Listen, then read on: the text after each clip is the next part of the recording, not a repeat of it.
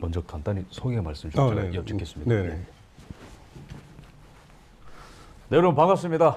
오늘 아주 귀한 손님 박주현 변호사님 모시고 지금 전국에 대해서 얘기를 나눌 건데, 지금 대한민국이 난리입니다. 윤석열 대통령 계엄 선포 이후에 대한민국 어떻게 해야 되는가.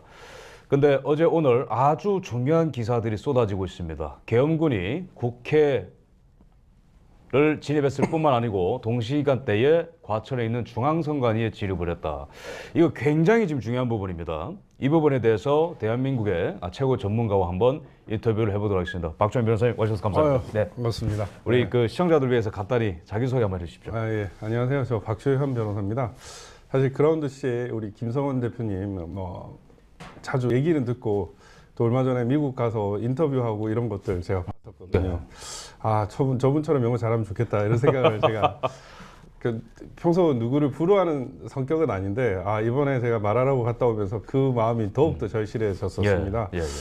그래서 사실 제가 K시팩 지금 대표로 있는데, K시팩에서 영입 대상 1순위가 사실 우리 김성원 대표님이었습니다. 근데 또 갑자기 연락을 주셔가지고 이게 인연이 되려면은 또 만나게 된다, 이런 것처럼 또 오늘 또 이번 시국에 대해서 원래 이 얘기를 하려고 만난 건 아니었는데 또 타이밍도 딱딱 맞고 이런 걸 보면 인연이 아닌가 싶습니다. 저는 사실 공직에서 이제 국세청의 교수로 했었고요. 그다음에 청와대에서 특별감찰 담당관을 했습니다. 그래서 대통령 최측근과 친인척 비리를 감찰하는 업무를 맡은 바가 있었고요. 그다음에 국회 부의장실에 이제 비서관과 보좌관을 해서 뭐 입법, 사법, 행정 이걸 좀 두루두루 했습니다. 그리고 그 이후에 가상화폐 거래소 후업이라는 가상화폐 거래소에서 법무실장으로 한 8개월 정도 근무를 했고요. 그러다가 이제 변호사로 개업을 해가지고 원래는 돈을 정말 많이 벌어오자 이런 생각으로 우리나라 가상화폐 분야에 사실상 손에 꼽히는 전문가 역할을 자임하다가 그 자유한국당 시절에 당 사건을 주로 맡는 바람에 돈 안 되는 정치 영역에 들어와가지고 부정선거를 알게 돼서 이 부정선거를 파는 게 되게 중요한 문제다. 이렇게 해가지고 부정선거 문제를 좀 손꼽아서 다루고 있는 지금 변호사이기도 합니다. 너무 감사합니다. 정말 너무 중요한 일들을 해오시고 있는데요. 아까 변호사님 말씀하신 것처럼 원래 지금 이 날짜, 이 시간대 인터뷰를 원래 잡았었는데 이 지금 일어나고 있는 일, 계엄군과 관련된 주제가 아니었습니다.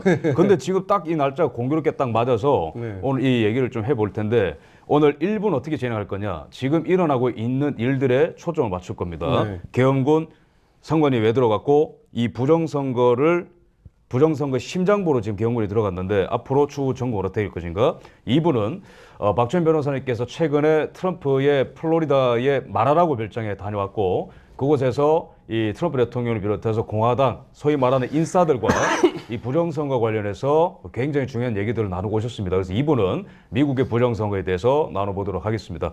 자, 그러면은 변호사님, 지금 어제 오늘 막 기사 쏟아지고 있는데 계엄군이 국회에 진입했을 때 이 동시에 과천에 있는 중앙선관위에 진입을 했습니다. 이거 왜 들어간 거죠? 상식적으로 생각을 해보면 들어갈 이유가 없는 곳 아닙니까? 선관위는 선거 관리하는 거 말고는 계엄군이 거기에 갈 실익이 전혀 없는 곳인데, 우리가 뭐 생중계로 많이 봤지만 국회에 들어간 인원이 한 50명 내외였어요. 근데 중앙선거관리위원회와 그리고 관악청사가 있어요. 관악청사, 그리고 수원에 선거연수원이 있습니다. 이 세 곳을 한 500명 가량 이상을 거기에 보냈습니다. 상식적으로 뭐 공수여단이나 707 특작부대나 이런 쪽 사람들 부대가 그 과천 선관위로도 많이 갔다고 하는데 거기에 왜 갈까? 전혀 말이 안 되지 않습니까? 보통 계엄 때는 뭐 방송국을 점령한다든지. 일단 우리가 이번에 뭐 국회에서 그 계엄군 활동을 보면서 되게 실망을 많이 하지 않았습니까? 저게 군인이야라는 생각이 들고, 특수부대나 공수부대였을 텐데 그런 사람들이 요인 암살이나 참수 담당하는 그런 전문 분야의 그 군인일 텐데 뭐 너무나 허술했지 않습니까? 그래서 뭐 하는 거지라는 생각이 들었고, 왜 경찰한테 이 경비를 맡기지라는 생각이 사실 들어가지고 네. 저게 쉬운가? 이런 생각까지 들었거든요. 근데 실질적으로 중요한 인력은 국회가 아니라 선관위에 배정해줬던 거예요. 특히나 이제 윤석열 대통령 23분 정도부터 인터뷰를 해가지고 예. 계엄 선포를 28분경에 했거든요. 예. 근데 선관위에 들어간 시각이 30분입니다. 예. 10시 30분. 어. 근데 국회에 들어간 시간은 11시 이후에 들어갔단 말이에요. 그 이후에 또 인력을 좀 더 보강했고 예. 실제로 국회 본청에 진입했던 건 훨씬 더 늦은 시간이었단 말입니다. 예. 그러면 도대체 국회로 왜 간 거지? 그런 저는 그냥 아주 평화적인 예. 계엄이었다라는 걸 예. 보여주기 위한 예. 쇼고 예.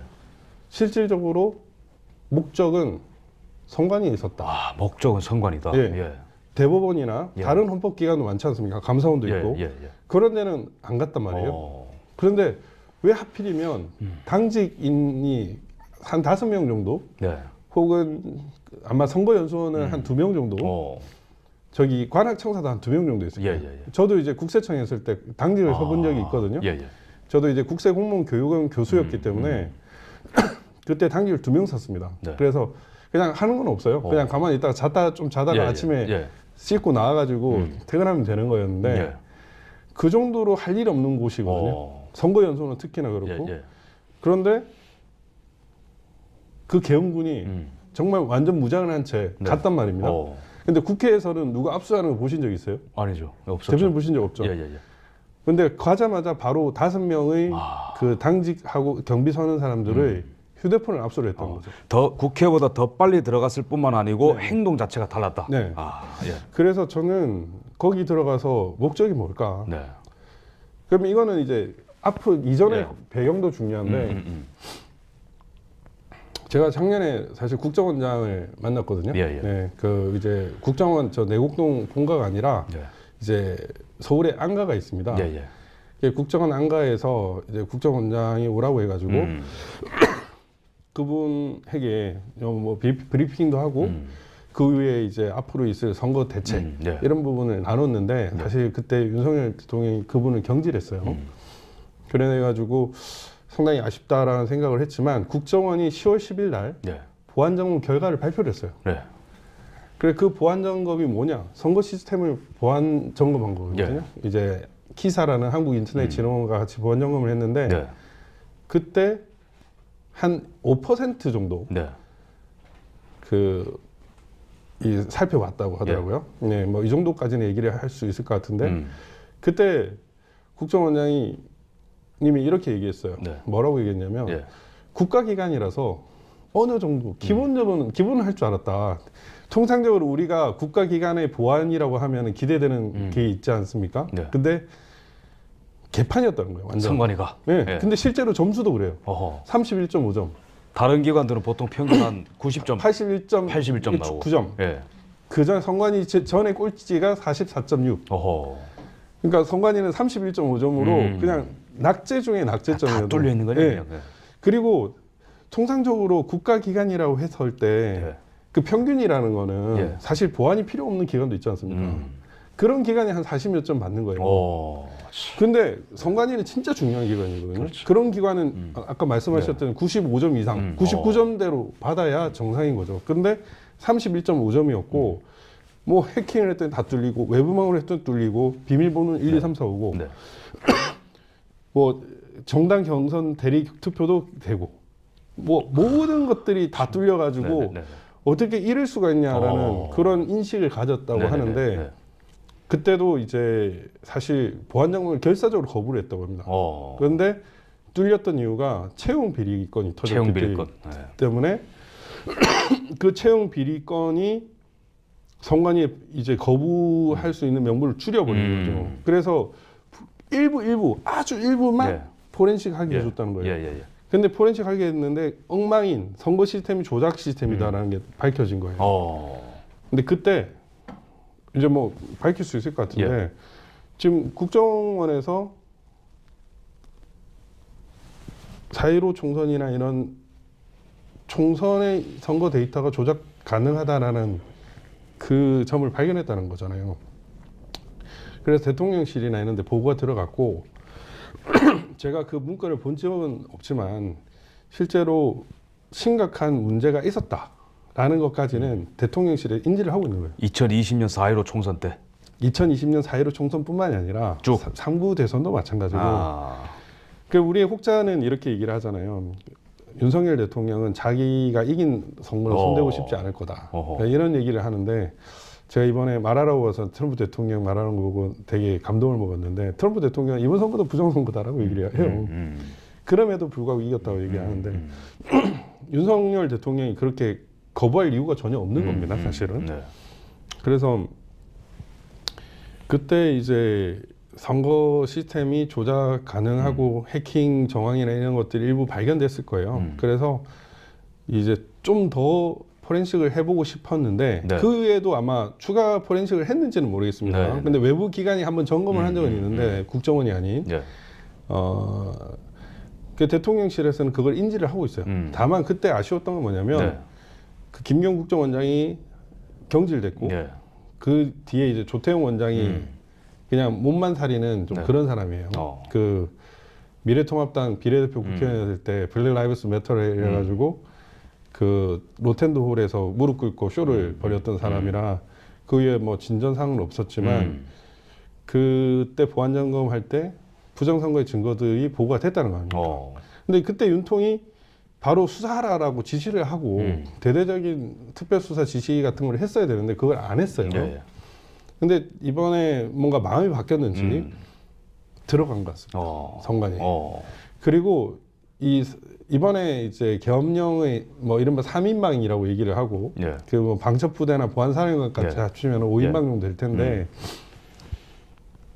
그 사람들의 공통점이 충암고 라인입니다. 근데 이상민 장관, 그다음에 김용현 장관, 예.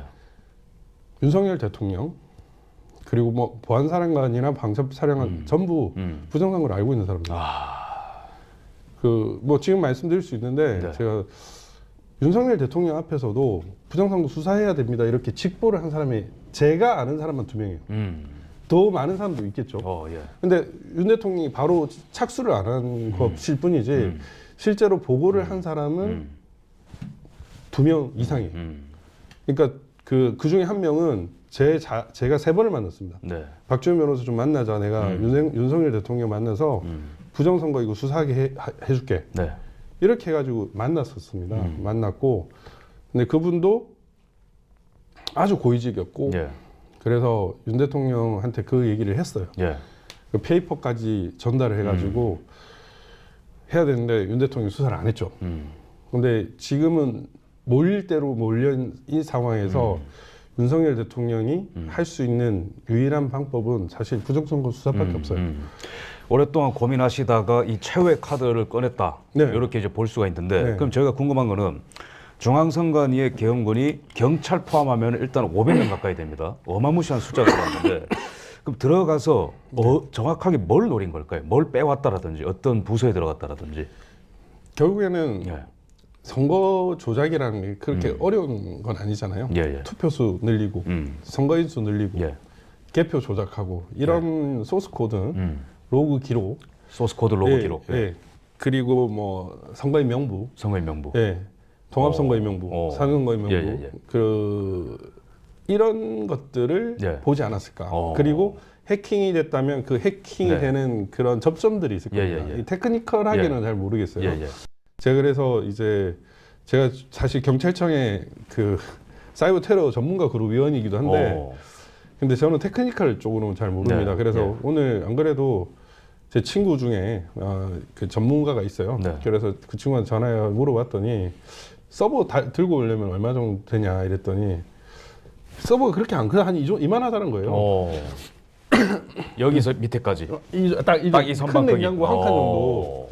그래서 크지 않다는 거예요. 그래서 충분히 들고 오고 그 우리 그 대표님도 올려주셨지만 그 정도 크기는 충분하다는 거죠. 그 지금 보도가 되고 있는 그 사진 지금 이제 네. 띄워주실 건데 네. 계엄군 중에 한 명이 딱 이만한 사이즈의 뭔가를 들고 나오긴 합니다. 네. 이게 뭔지 봐야겠지만 그리고 변호사님 제가 네. 그 방금 들어온 속보를 좀 분석을 해보니까 네.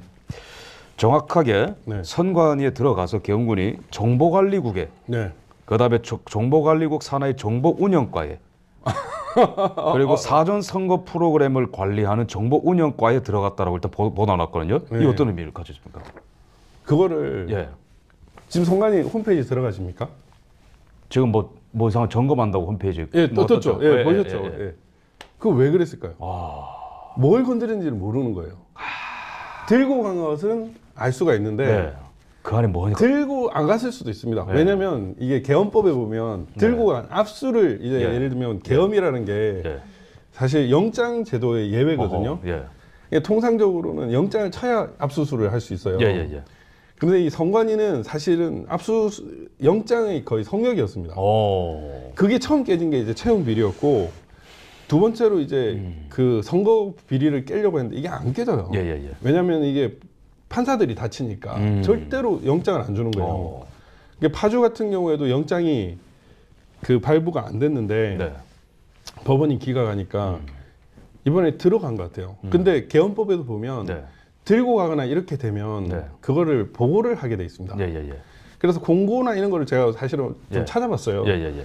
그 국방부 사이트나 이런 게 예. 뭐 사실 계엄이 6시간 만에 끝났기 예. 때문에 예, 예, 예. 사실 어떤 데이터베이스가 구축은 안 됐을 건데 네, 그런 정황은 전혀 없었고 그 관련 계엄법에 보면은 이제 공고나 이런 것들 보고하는 절차가 있는데 이건 없어요. 그래서 그러면 안에서 작업을 했다. 오. 그래서 제가 그 전문가 친구한테 물어보니까 우리가 통상적으로 뭐 몇 개의 목적을 정하고 네. 그거를 그냥 코드 뽑아가지고 네. 뽑는 거는 그렇게 몇 시간이 안 걸리는 거예요. 오. 그러니까 특정 예를 들면은 하드를 전부 다 옮기면 시간이 많이 걸리겠지만 예를 들면 뭐 부분적으로 뽑아버리면 예. 금방 뽑는다는 거죠. 오. 그래서 그때 만약에 지금 정부 예. 운용과나 예. 이 보도는 예. 제가 못 봤는데 예. 뭐 그랬을 거라고 짐작은 했었지만 예, 예. 들어가서 건드린 거예요. 오. 그래서 지금 선관위는 그걸 확인하고 싶은 거죠. 통째로 빼왔거나 그 중에 핵심 정보를 빼왔거나. 네. 아. 통째로 빼갔으면 바로 확인할 수 있잖아요. 예, 예, 예. 근데 찍어가지고 뭘 빼갔는지는 아. 포렌식을 해봐야 하는 거예요. 놀래서 지금 막 후처리를 막 하는 거네요. 그러니까요. 지금. 그러면은 변호사님 보시기에 아까 굉장히 중요한 그 내용이 나왔는데 겸명을 하면은 영장 없이 이렇게 바로 네, 할 수 네, 있고. 네. 그럼 변호사님 보시기에 물론 이제 아직은 가설이지만 네, 이번에 겸명의 선포가 선관위를 압수수색 없이도 들어갈 수 있는 거를 조성하기 위해서 겸명을 선포했다. 그렇게 볼 수 있을까요? 그것 말고는 설명이 안 되지 않습니까? 그렇죠. 6시간 만에 이거를 저는 수행을 사실 하는. 이번 계엄령이 윤석열 대통령이 기네스북을 세운 거예요. 세계 역사상, 헌정사상, 네. 고대 이렇게 합쳐가지고 예, 예, 예. 비상계엄을 했는데 한 명도 안 죽고 총알 한 방도 안 쏴고 6시간 만에 끝난 하하. 사례가 예. 어디 있습니까? 예. 제가 알기로는 뭐 없어요. 예. 대한민국 헌정사는 당연히 없고 예. 세계 인류사를 통틀어 가지고 들어갈 때로 공포탄 갖고 들어가고. 그렇죠. 어. 비상대권을 발동을 했는데 유리창 깬 게 전부 다. 네네네. 사실 또 소화기는 저쪽에 던졌고 이런 평화적인 비상계엄이 있었습니까? 최소한 비상계엄을 했을 네, 때는 네네네. 뭐 그때는 화가 도 났지만 누군가가 죽어야 되거나 뭐 피가 나거나 사람들이 난리가 날 정도여야 되는데 오히려 이번에는 이상한 게 그 더불어민주당 예. 쪽 사람들이 네. 국회에 빨리 왔고 예. 또 해제 승인 해제를 하려고 했고 또 다 문을 열어줬고 예. 저 왜 저러는 거지? 라는 생각이 이해가 됐거든요. 네네네. 저도 이 비상계엄 할 때 박수를 쳤지만 비상계엄을 하고 나서 그러면 이제 국회의원들을 어떻게 체포할 것인가 최소한 한 50명은 잡아 넣어야 되거든요. 그래서 포고령 1위 정당 행위 금지니까 그걸 명목으로 현행범 체포를 하겠구나. 네. 왜냐하면 계엄법에는 국회의원은 현행범이 아닌 한 네, 네. 체포할 수 없다고 되어 있으니까. 그 생각을 했었는데 네. 그것도 아닌 거예요. 도대체 뭐 하자고 한 거지? 근데 선관위를 들어갔다. 네. 그래서 선관위에서 사실 5명 압수하고 예. 핸드폰 다 뺐고 네. 따로 이렇게 뭐 강압을 할 필요가 네. 없어요. 저기 네. 들어가 있어라 이렇게 하고 안에서 뭐 했는지 모르는 거예요. 왜냐면 선관위 증거보전 절차나 이런 데 가보면 선관위 애들은 항상 뭘 하는지 봅니다. 그리고 재검표할 때도 이제 박주현 변호사가 막 제가 참관을 하거나 이렇게 소송 내려서 이렇게 가면 제가 뭘 하는지 계속 따라다녀요. 보고를 해야 되거든. 실제로 그 소송, 그 선거 관련해서 소송에 많이 참여하셨습니다. 네, 그래서 그때 있었던 에피소드를 말씀해 주시는 겁니다. 네. 네네. 네. 그 정도인데 선관위가 지금 계엄군이 들어와서 뭘 하는지 모르는 거예요. 그러니까 차라리 들고 왔으면 뭘 알 텐데 누가 어느 정도 규모로 왔다 이 정도만 알지 뭔지 모르니까 지금 사실 내일도 평일 아닙니까? 네. 내일 네, 평일이죠. 금요일입니다. 예. 근데 내일부터 보안 점검한다고 했나요? 아. 그러니까 뭔가 수상하잖아요. 그러니까 이게 걔들도 지금 팔 떨리는 거죠. 그 타임라인을 제가 한번 보니까 네. 대통령께서 10시 아까 28분이라고 예, 말씀하셨죠. 예. 그다음에 10시 30분에 1차 조죠. 그러니까 10명의 계엄군이 중앙선관위 들어왔고 네. 그다음에 또 지금 추가되는 뉴스를 보니까 중앙선관위에 이제 그 고위 간부 한 3명 정도가 항의성인지 뭔지 온 거예요. 그러니까 계엄군 10명이 들어왔다는 소식을 듣고 실장인지 뭐 이제 그런 사람들이 와가지고 뭐 하는 거냐 물어봤더니 저 옆에 가 있어라. 그 다음에 추가 병력 한 100명 정도가 그 다음에 또 도착합니다. 중앙선관위에. 네. 그래서 지금 그 드러난 팩트들을 일단 구성을 해보면은 10명이 먼저 들어갔고 그 다음에 항의하는 사람들이 중앙선관 직원들이 오니까 먼 일이 날 것 같으니까 추가 병력들이 와서 그 로비에서 이제 딱 그냥 진을 친 거죠. 아무도 못 들어오도록. 네. 그 다음에 지금 또 보도되고 있는 것들 제가 좀 정리해드리자면은 네. 여인형 방첩사령관과 조지형 경찰청장의 당시의 대화 같은 것들이 지금 나오고 있는데 네. 여인형 방첩사령관이 조지호 경찰청장한테 이렇게 얘기했다고 합니다. 지금 이 중앙선관위 쪽으로 내가 지금 가겠다. 그리고 외곽에서 발생할 수 있는 충돌에 대비하라. 이 뭐냐면은 국회에서 일어나는 이런 어떻게 보면은 페이크로 볼 수 있는 거고 네네. 실질적으로 군사적인 충돌이나 뭐 어떤 사태가 일어날 거는 중앙선관위와 관련해서 대화를 주로 나누는 것들이 지금 발견이 된 겁니다. 네네. 그 정도로 지금 엄중하게 들어갔다는 거거든요. 그럼 여기서 중요한 거는 네네. 변호사님 보시기에 네네. 대통령께서 뭔가 이 오늘 또는 내일 중으로 뭔가를 또 발표를 할 것 같거든요. 제가 봤을 때. 할 수도 있죠. 네. 그럼 만약에 한다고 가정을 했을 때에 네. 대통령께서 지금 선관위 이 사건 이후에 어떤 카드를 좀 쥐고 있다고 보십니까? 예를 들어서 뭐 지난 이제- 대선에 대한 얘기라든지 총선에 대한 얘기라든지. 네. 사실 지금은 네. 너무 축약이 돼 있어요. 이제 부정선거 말고는 꺼낼 카드가 없습니다. 네네네. 그러니까 이 부정선거가 있었다라는 거를 발표하는 거. 그다음에 이제 지금 사실 서버 계좌를 다 깠다고 하잖아요. 지금 시민단체 계좌. 예예예. 그러니까 지금 우리나라 간첩들이 압력하고 있는 그런 여러 증거들을 까야 돼요. 그래서 사실 이번 그 계엄에서 되게 아쉬웠던 점은 뭐냐면 네. 종북 좌파들이 우리 한국 자유민주주의를 위협하고 있는데 그 증거를 하나도 안 까줬다는 거죠. 뭐 그거밖에 없죠. 그냥 오늘도 그 월간 중앙에서 이제 그 여당 지도부하고 이 면담했던 얘기가 나왔는데 이렇게 얘기했다고 하잖아요. 내가 종북 좌파 때려잡겠다. 그들이 한 짓을 네. 내가 다 때려잡겠다. 이랬는데 그들이 한 그 짓이 뭡니까? 부정선거거든요. 이거 말고는 없어요. 그리고 대통령이 계엄령 선포할 때도 이 범죄자들을 일거에 척결한다는 표현을 썼는데 부정선거 말고는 일거에 척결할 수 있는 스모킹건은 없다. 네.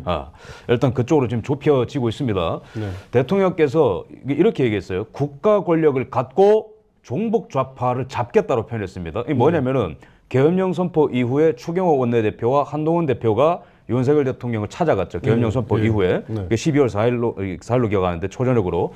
그때 대통령의 반응은 첫 번째, 계엄령 선포 잘못된 거 없다. 두 번째, 국가 권력을 갖고 종북 좌파를 잡는다 했습니다. 민주당이 아닙니다.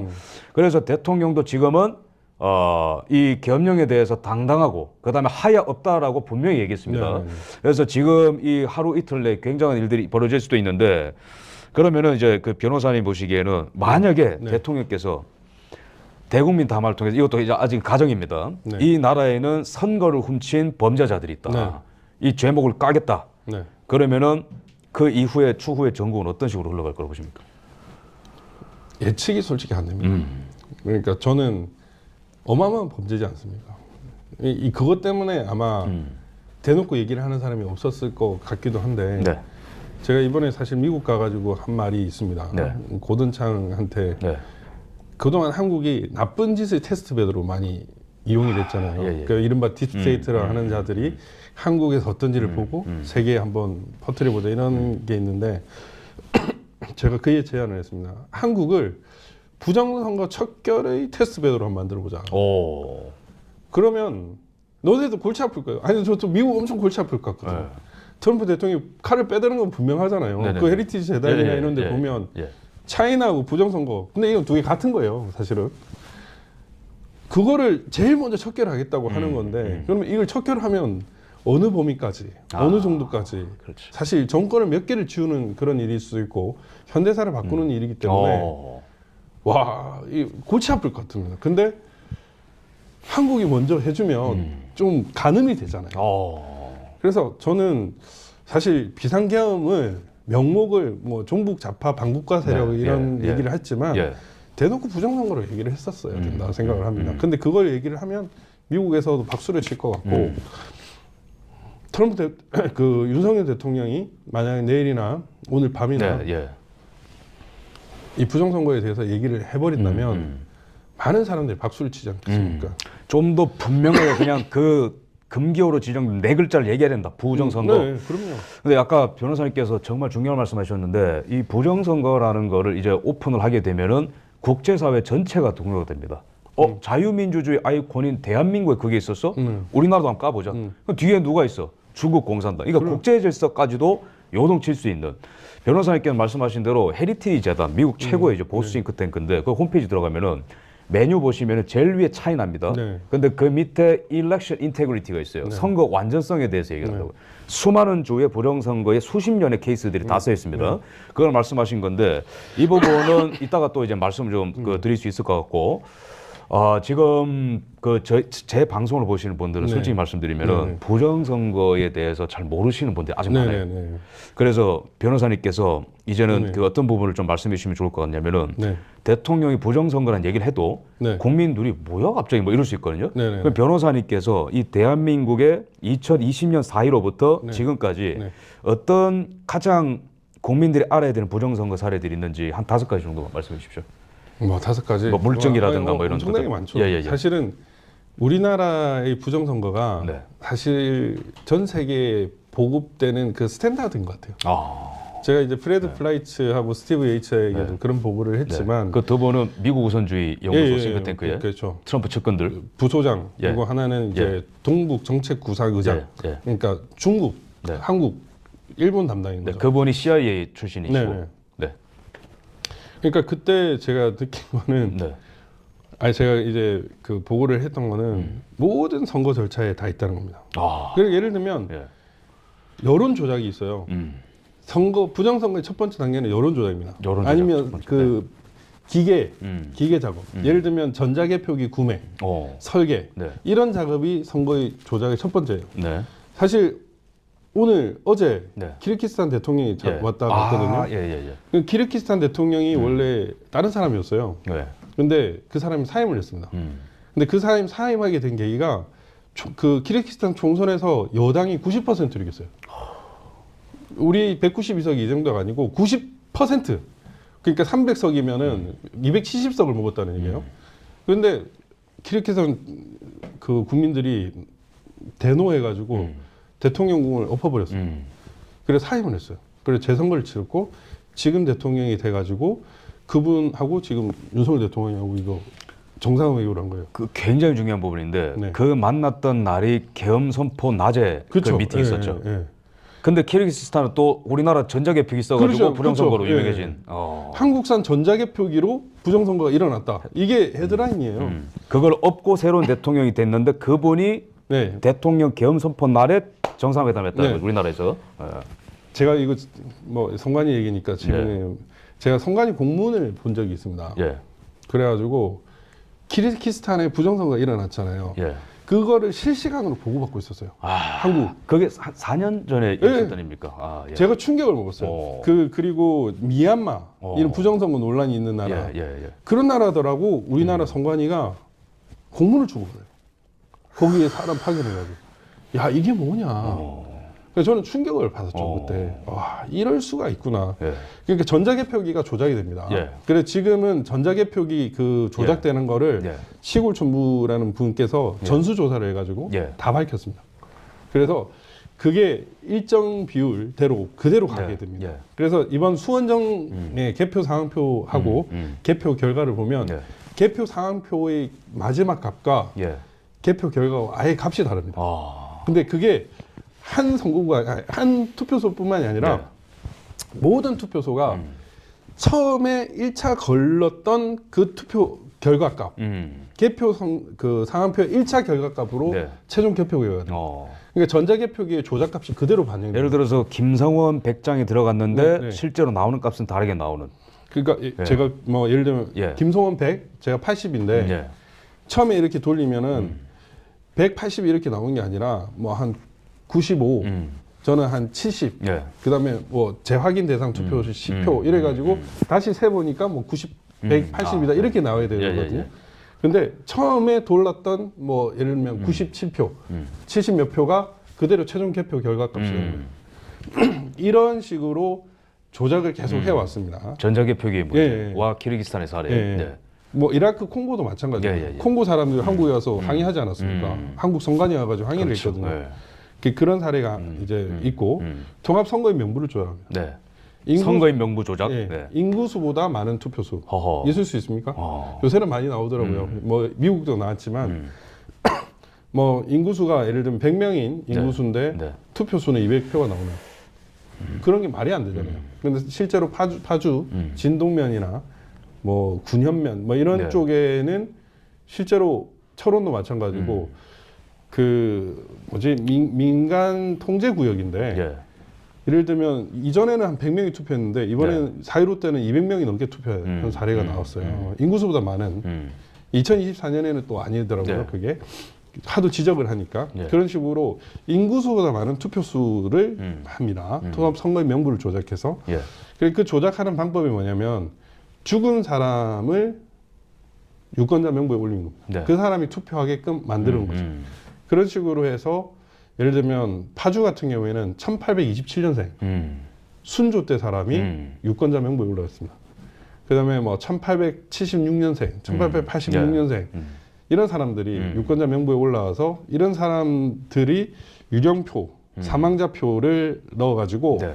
그 투표수를 예를 들면 100표 이하가 나와야 될 투표수를 200표까지 늘려버립니다. 그런 식으로 조작을 합니다. 사전 투표 때 다 발생하는 일들이죠. 거의 대부분 사전 투표인데 당일 투표도 조작을 합니다. 근데 전자개표기 조작은 당일 투표로도 가능하죠. 그리고 또 어떤 게 있냐면은 이제 관외 사전 투표입니다. 네. 우편 투표가 엄청나게 조작이 돼요. 예를 들면 제일 조작이 많이 되는 비율이 국외 부재자 투표입니다. 국외 제외 거주자 투표인데 예. 그 우리나라의 이번 4.10 총선에서 예. 국민의힘이 여기 뭐 서울의 강남 지역에 사는 사람이 외국 가도 똑같이 투표 성향은 같을 거 아닙니까? 예. 그 국민의힘이 이긴 선거가 몇 개인지 아십니까? 국외 부재자 투표에서 혹시 빵개입니까? 한 개입니다. 한 개. 서초갑 지역을 제외하고 전국 전역에 국민의힘 후보가 이긴 수가 한 명도 없습니다. 그러니까 공장이 있다는 얘기죠. 그리고 관외 사전 투표. 이번에 뭐 예를 들면 그 오신환 의원이 저한테 전화가 왔어요. 오신환 의원. 네. 네. 그 저도 이제 그때 개표 참관을 하고 있었는데 새벽에 전화가 와가지고 지금 그 사람 바른정당 출신이고 그렇기 때문에 원래 저랑 좀 친했었어요. 근데 부정선거 때문에 좀 사이가 좀 그러졌는데 이 사람이 저한테 전화가 온 겁니다. 약간 울먹이면서 관외 사전 투표함을 깠는데 다 일정한 비율이라는 거죠. 고민정이 훨씬 더 많아. 한 70, 자기는 30, 70, 30. 이게 1000표 이러면 5개의 투표함이 전부 다 700대 300, 700대 300, 700대 300 이런 비율을 기록하고 있다는 거예요. 근데 이게 오신환뿐만 아니라 전국적으로. 그렇죠. 네. 그리고 자기가 생각해도 이건 말이 안 되거든. 어떻게 이런 투표가 나올 수 있냐. 그러니까 이 그 투표, 우편 투표라는 것을 이용해서 그 CCTV나 사각지대가 존재하지 않습니까? 그 투표가 화면 움직이면서 그러면서 투표를 가공을 해서 집어넣는 것. 변호사님 보시기에 그러면 누가 어떻게 어디서 그 관외 투표지를 이렇게 조작을 해서 이렇게 한다는 걸까요? 저는 이제 이 부분도 우체국이 많이 이용되고 있는 것 같습니다. 우체국 이용되고 있다. 사실 우체국에 제가 감사 청구를 해놨어요. 왜냐하면 우편 경로가 너무 이상하거든요. 우편 투표 경로가 예를 들면 서울에서 부산까지 간다고 하면 서울에서 부산으로 직진을 해야 될 거 아닙니까? 뭐 예를 들면 서울에서 뭐 전라도 해남 갔다가 제주도 갔다가 부산 가면 좀 이상하지 않습니까? 예를 들면 뭐 4.15 사례인데 울산에서 경주까지 가야 되는데 이 울산에서 경주 가야 할 투표지가 저 강릉을 갔다 옵니다. 강릉. 대전 갔다가 강릉을 갔다가 와요. 왜 가지? 그러니까 그거는요. 그러니까 이 우편 투표를 하는 과정에서 등기 우편 그 이동 경로를 다 써야 되지 않습니까? 그걸 조작하는 애들이 심심하니까 그걸 지 맘대로 넣은 거예요. 그게 이제 이른바 그게 유력한 증거가 돼가지고 제가 그걸 쭉 보면서 전산 조작을 하는 놈, 그 다음에 물류센터나 그 우정사업본부의 집중국이 있습니다. 우편투표 집중국. 그리고 그 우체국 배달하는 과정에서 바꿔치기가 되는구나. 근데 대량으로 바꿔지는 것은 물류센터나 집중국에서 투표를 대량으로 만들거나 바꾸고 집어넣는 방법으로 배달만 하면 되는 거니까 그런 식으로 해서 하는 방법이 있죠. 그리고 관내 사전 투표 이것도 조작이 되는데 우리나라 투표함은 원래 어떤 투표함을 써요? 통상적으로 투표함이 정규 규격 있는 투표함은 뭐 어떤 걸로 되는지 아세요? 크기 말씀하시는 겁니까? 크기나 재질. 잘 모르겠습니다. 플라스틱 또는 철제로 되어 있어요. 그게 규칙이 되어 있거든요. 근데 사전 투표함 같은 경우에는 헝겊으로 되어 있습니다. 행랑식이. 근데 그 행랑식이 위에 뚜껑만 열리면 싹 다 바꿀 수 있어요. 계속 지적을 했는데 그걸 끝까지 구술을 해요. 그건 왜냐면 그거를 각 지역 선관위에 보관하고 있는 거예요? 그렇죠. 근데 보안도 그냥 막 들어갈 수 있고 막 들어가는 건 아닌데 비밀번호가 쉽다라든지. 그렇죠. 번호키를 씁니다. 제가 그걸 알았어요. 그 옛날에 이제 삼립 빵박스가 발견이 됐습니다. 저기 안산에서도 발견됐고 저기 그 도봉구 선관위에서도 발견했는데 제가 최초로 발견해서 가세현 통해서 보도를 많이 하게 했는데 그때 삼립 빵박스가 뭐냐면 그게 파리바게뜨잖아요. 도대체 이게 왜 나왔을까라는 생각이 들었는데 제가 이제 그걸 알겠더라고요. 한 2년 정도 그걸 하다 보니까 선관위는 번호키를 씁니다. 번호만 알면 다 뚫을 수 있어요. 근데 이번에 선관위 선거 조작 시스템 비밀번호 뭐였죠? 1, 2, 3, 4, 5였잖아요. 그런 것처럼 모든 선거의 그 투표함 이런데 번호로 되어 있으니까 그 투표함을 만들어서 보급하는 애들이 번호키를 누르고 선관위 들어가서 바꿔붙이기 해버리면 싹 다 바뀔 수가 있어요. 그러니까 빳빳한 투표지 이런 것들이 나오는 거죠. 그렇죠. 그러면 이제 프로세스를 쭉 설명해 주셨는데 주로 발생하는 게 당일도 가능하지만 관내 관외에서 이러한 투표 조작이 들어가는 거고 그러면은 그 부어진 투표용지가 소송에 참여하실 때 그런 것들이 막 나왔지 않습니까? 그렇죠. 그러면 이제 우리 국민들이 꼭 알아야 되는 부정투표용지의 어떤 사례들을 좀 말씀해 주시면 좋겠습니다. 그러니까 뭐 이른바 이제 화살표 투표지. 화살표. 빨간 화살표가 있는 투표지. 있을 수가 없는. 아니 그런 투표지가 나올 수는 있다고 쳐요. 근데 그게 나오면 만약에 그런 투표가 나오면 어떻게 항의해야죠. 당연히 항의를 하고 바꿔달라든지 그런 게 투표록에 남아야 됩니다. 근데 투표록에는 없어요. 근데 재검표장에 나왔어요. 그 다음에 이른바 또 이제 배춧잎 투표지라고 하는 지역구 투표지랑 비례대표 투표지가 이렇게 접쳐 있는 투표지. 이런 것들은 나올 수가 없죠. 그럼 나왔다면은 또 역시 항의를 해가지고 이게 뭐냐 이래가지고 바꾸겠죠. 근데 그런 것들이 없는 거예요. 투표록에는 기록이 없는데 재검표장에 나와버렸어요. 이상하지 않습니까? 근데 또 신기한 거는 투표관리관 도장을 찍지 않습니까? 투표관리관 도장을 찍는데 투표관리관 도장이 안 찍었다 라고 투표록에 써놔요. 예를 들면 파주을 같은 경우에 20장의 투표 용지에 도장을 못 찍었다. 그런데 기표를 했다. 그래서 20장이 도장 안 찍은 투표 관리한 도장이 없는 투표지가 들어가 있을 거다라고 투표록이 친히 있었습니다. 그런데 재검표를 했는데 모두 다 도장이 찍혀져 있는 거예요. 있어야 할 것은 없고 없는 것은 나오고 결국에는 재검표를 하는 과정에서 바꿔치기가 됐다는 거죠. 그리고 빳빳한 투표지들이 막 나왔습니다. 신권 다발 같은. 통상적으로는 우리 공직선거법에 투표지를 접어서 넣는다라고 했고 우리는 접어서 넣죠 보통. 접어서 넣지 않고 그냥 이렇게 넣더라도 이 투표하면 눌리고 이래가지고 빳빳해질 수가 없습니다. 그런데 빳빳한 투표지들이 너무너무 많이 나왔어요. 그래서 도대체 이 투표지는 뭐냐? 그래 만들어서 넣은 투표지니까 빳빳한 겁니다. 그랬더니 선관위가 뭐라고 했냐면 그걸 공식적으로 그 특수 재질, 형상 복원 기능이 있는 특수 재질을 쓴 투표지를 썼다. 이렇게 해가지고 그거를 국민들한테 오상진 시켜가지고 방송을 한 거예요. 이런 것들이 너무너무 명백한 증거들이 많아가지고 그런 종이는 존재하지 않죠, 기술적으로. 존재하지도 않고 실제로 감정인을 불러가지고 그 법원에서 증언도 받았습니다. 이런 종이가 있습니까? 네. 지구상에 없습니다. 아. 그렇게 나왔어요. 너무너무 이게 많아요. 여러분들 사진 찾아보시면은 정상적으로 접혀진 투표용지가 이렇게 묶여 있는 거는 이렇게 다 꼬불꼬불 이렇게 돼 있습니다. 근데 비교 사진 구글링 해보시면 나오는데 빳빳한 투표용지가 이렇게 쌓이는 거를 보실 수가 있습니다. 네, 뭐 중요한 뉴스 나왔습니까? 제가 눈이 안 좋아가지고 잠깐만요. 부정선거 의혹 수사 목적. 진짜로 이렇게. 이제 SBS 단독 떴습니다. 선관위 개헌군 297명 부정선거 의혹 수사 목적이다. 네, 이제 오피셜입니다. 자, 간 것의 오피셜한 목적은 부정선거 의혹 수사 목적이라 떴고요. 자, 저희가 더 분명하게 얘기를 할 수 있을 것 같은데 지금 막 사례들이 나오는데 변호사님 지금 참 신경이 참 복잡할 것 같아요. 몇 년 동안 그 외롭게 투쟁했던 이런 것들이 메이저 이제 빡 터졌습니다. 그러면은 기존에 음모론이라 치부됐었던 일장기 용지, 난 몰라, 뭐 빳빳한 용지 난 몰라, 이런 것들이 이제 막 메이저에 나올 건데, 지금 신경이 좀 어떠세요? 네.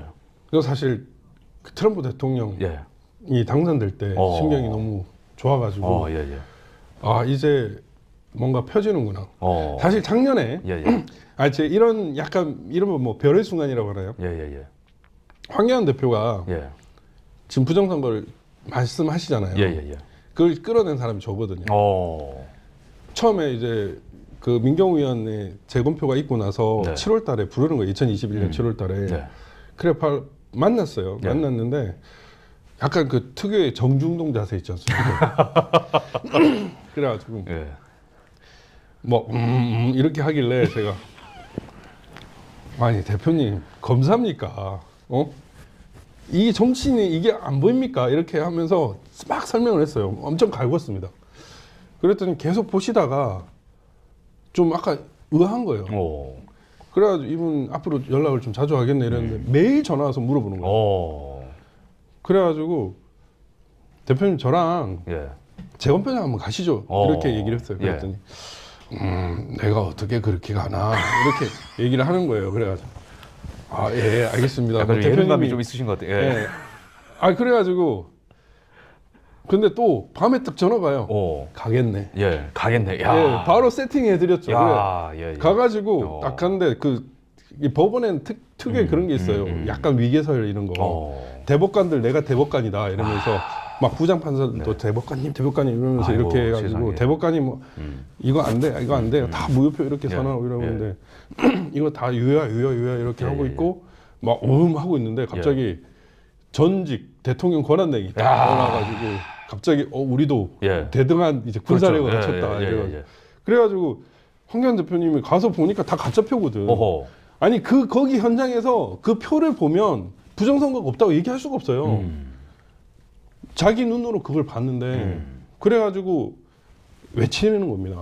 그분은 정말 양심이 있으신 게 자기는 이제 부정선거 증거를 명백히 봤기 때문에 더 열심히 알리고 심지어 대통령 후보 경선에서도 저한테 이렇게 얘기했어요. 막 이렇게 계속 주고받고 이렇게 하면서 내가 내일은 좀 강하게 얘기를 하려고 하네 이러면서 그 대통령 후보 토론회에서 4.15 총선은 전면 무효 딱 이거를 써버렸어요. 아예.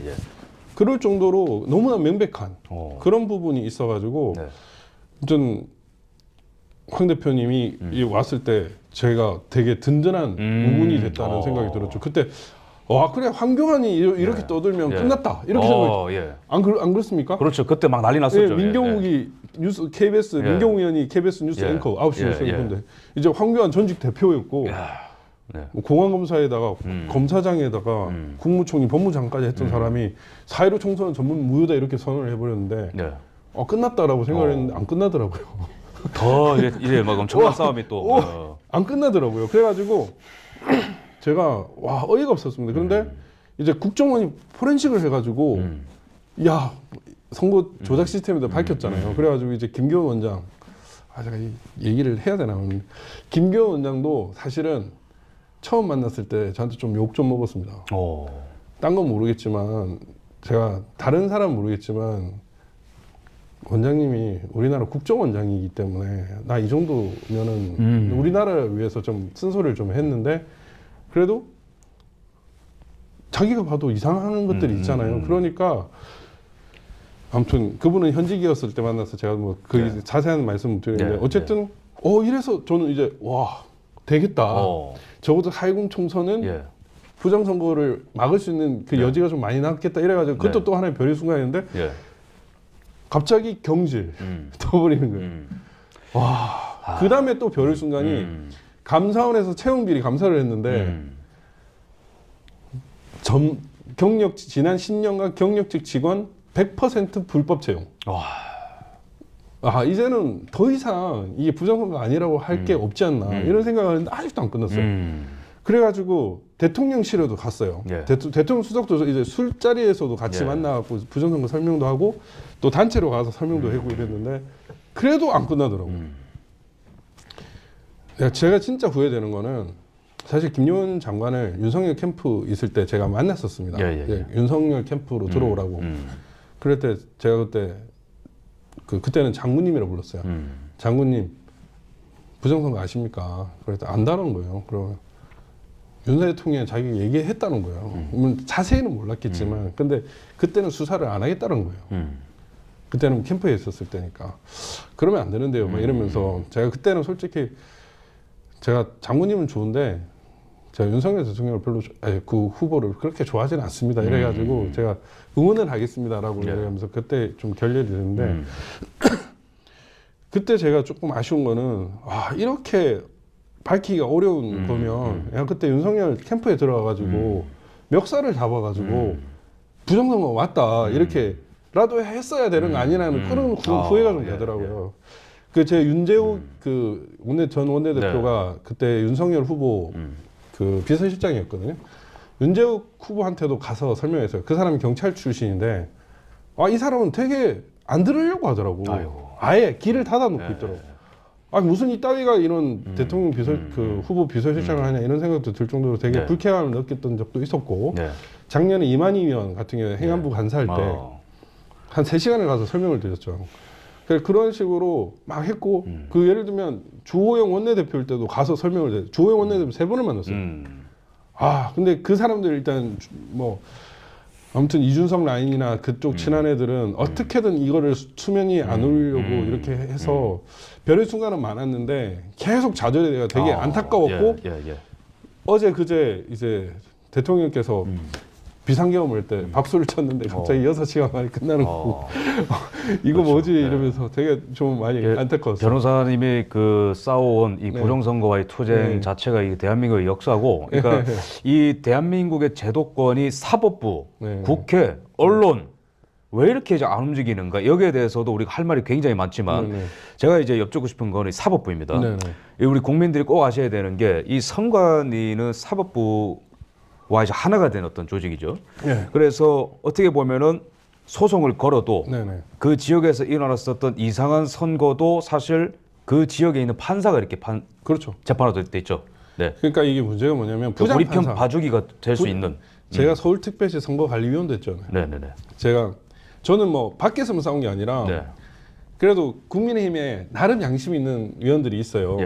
그분들이 대놓고 싸워주지는 못하지만 박주현 응원한다라는 사람이 있습니다. 그래가지고 한 분이 이제 서울시당 위원장일 때 박변이 들어가서 부정선거를 좀 감시해줘 이래가지고 제가 그때 제복을 하고 이럴 때 감시를 했었는데 그 법원장이었어요. 서울특별시 선거관리위원은 서울중앙지법원장입니다.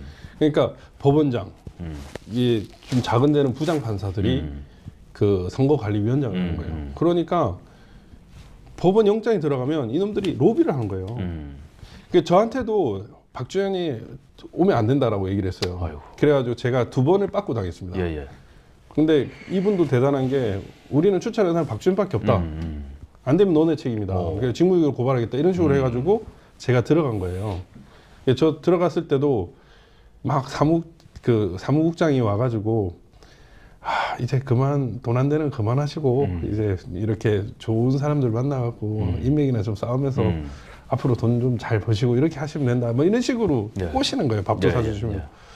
그렇지만 그럴 수가 없지 않습니까? 그래가지고 이런저런 얘기를 많이 하면서도 거기 이 선거관리위원회이 되게 문제가 있는 게 그냥 그 밑에 있는 행정직이 그냥 올리면은 그냥 그대로 결제만 하는 날이에요. 문제 제기를 안 하는 거예요. 이게 왜 그렇게 되냐. 그러니까 저는 그 사사건건 따졌죠. 다 문제가 있으니까. 제가 좀 후회가 되는 건 뭐냐면 그때 이제 법원장이 바뀌면 또 새 법원장이 오거든요. 예. 그때 이제 법원장이 자동적으로 선거관리위원장이 돼요. 예. 근데 그게 위원들끼리 호선을 해요. 경선을 해서 이 사람을 올리는 건데 제가 그때 왜 저분이 선거위원장을 해야 됩니까? 이 말을 제가 못했어요. 그게 좀 후회되더라고요. 왜냐하면 우리나라에 지금 사법부가 망가진 이유는 여러 가지가 있겠지만 이 선거 소송에서 특히나 이런 것들은 계속 법원장이나 부장판사를 그리고 그 대법관 중앙선관위원장은 이런 사람들이 부정선거 그를 막는 역할을 할 수밖에 없는 구조인 거예요. 그래서 사무총장이 막 이렇게 의존하면서 아유 저 예를 들면 파주 같은 경우도 마찬가지일 겁니다. 고향 지원에 뭐 부장판사가 그죠 파주 선관위원장 이런 식으로 됐을 텐데 저 박주현이가 고발 조사하면서 영장 청구를 또 하라고 시켰는데 저거 좀 기각해 주세요 이러면 기각이 되는 거예요. 그래서 부정선거 그 선관위 서버나 이미지 파일은 완전히 영장의 성역이었습니다. 근데 이게 계엄이 아니면은 안 뚫렸어요. 말씀 들어보니까 이게 계엄령을 왜 했는지 확 이해가 되네요. 그러니까 네. 이거 막 철옹성 같이 탁 쌓아놓으니까 네. 소송을 걸어도 뭐 자기 편 일단 그 봐줘야 되니까 뭐 무효표도 유효표로 해주고 그렇죠. 뭐 이런 일들이 그럼 제일 정점에 중앙선관위가 딱 있고 그 밑에 이제 시구선관위가 있겠네. 그럼 그렇죠. 여기 시도선관위. 시도선관위. 네. 그럼 시도선관 위원장들은 또 시도에 있는 법원장들이 또 예. 하고 그 밑에 이렇게 딱 피라미드 예. 구조로 되어 있는 예. 거죠. 그러면은 변호사님께서 이 소송을 걸어도 예를 들어서 뭐 어떤 시에 소송이 벌어져도 네. 거기 갑자기 뭐 그렇죠. 선관위원장이자 네. 그 뭡니까 그 법원장이 나타나서 막 이거 그냥 막 그렇죠. 유효표로 해라. 그 대법원은 그러니까 법원 우리나라 사법부는 예. 법원 행정처장이 예. 일괄적으로 지휘를 하거든요. 예. 그때 이제 조재현이라는 사람이 조재현, 김명수 대법원장 때 임명됐는데. 그 문재인 친구라는 그렇죠. 예. 그 사람이 일괄적으로 조정을 한 거예요. 아하. 그래서 선거 무효소송 딱 왔을 때는 제가 처음에 선거 무효소송 들어왔을 때 딱 보니까 부정선거 맞고 와이프한테 딱 이렇게 얘기했어요. 네. 이거 조금 힘든 내가 좀 바쁘긴 한데 이거 한 통상 한 3개월에서 예. 6개월 안 걸린다. 어허. 조금만 바쁘면 끊는다. 예. 지금까지 100일을 넘긴 사례가 없다. 예. 이렇게 해서 들어왔어요. 근데 뭐 세월아 내고를 한 거예요.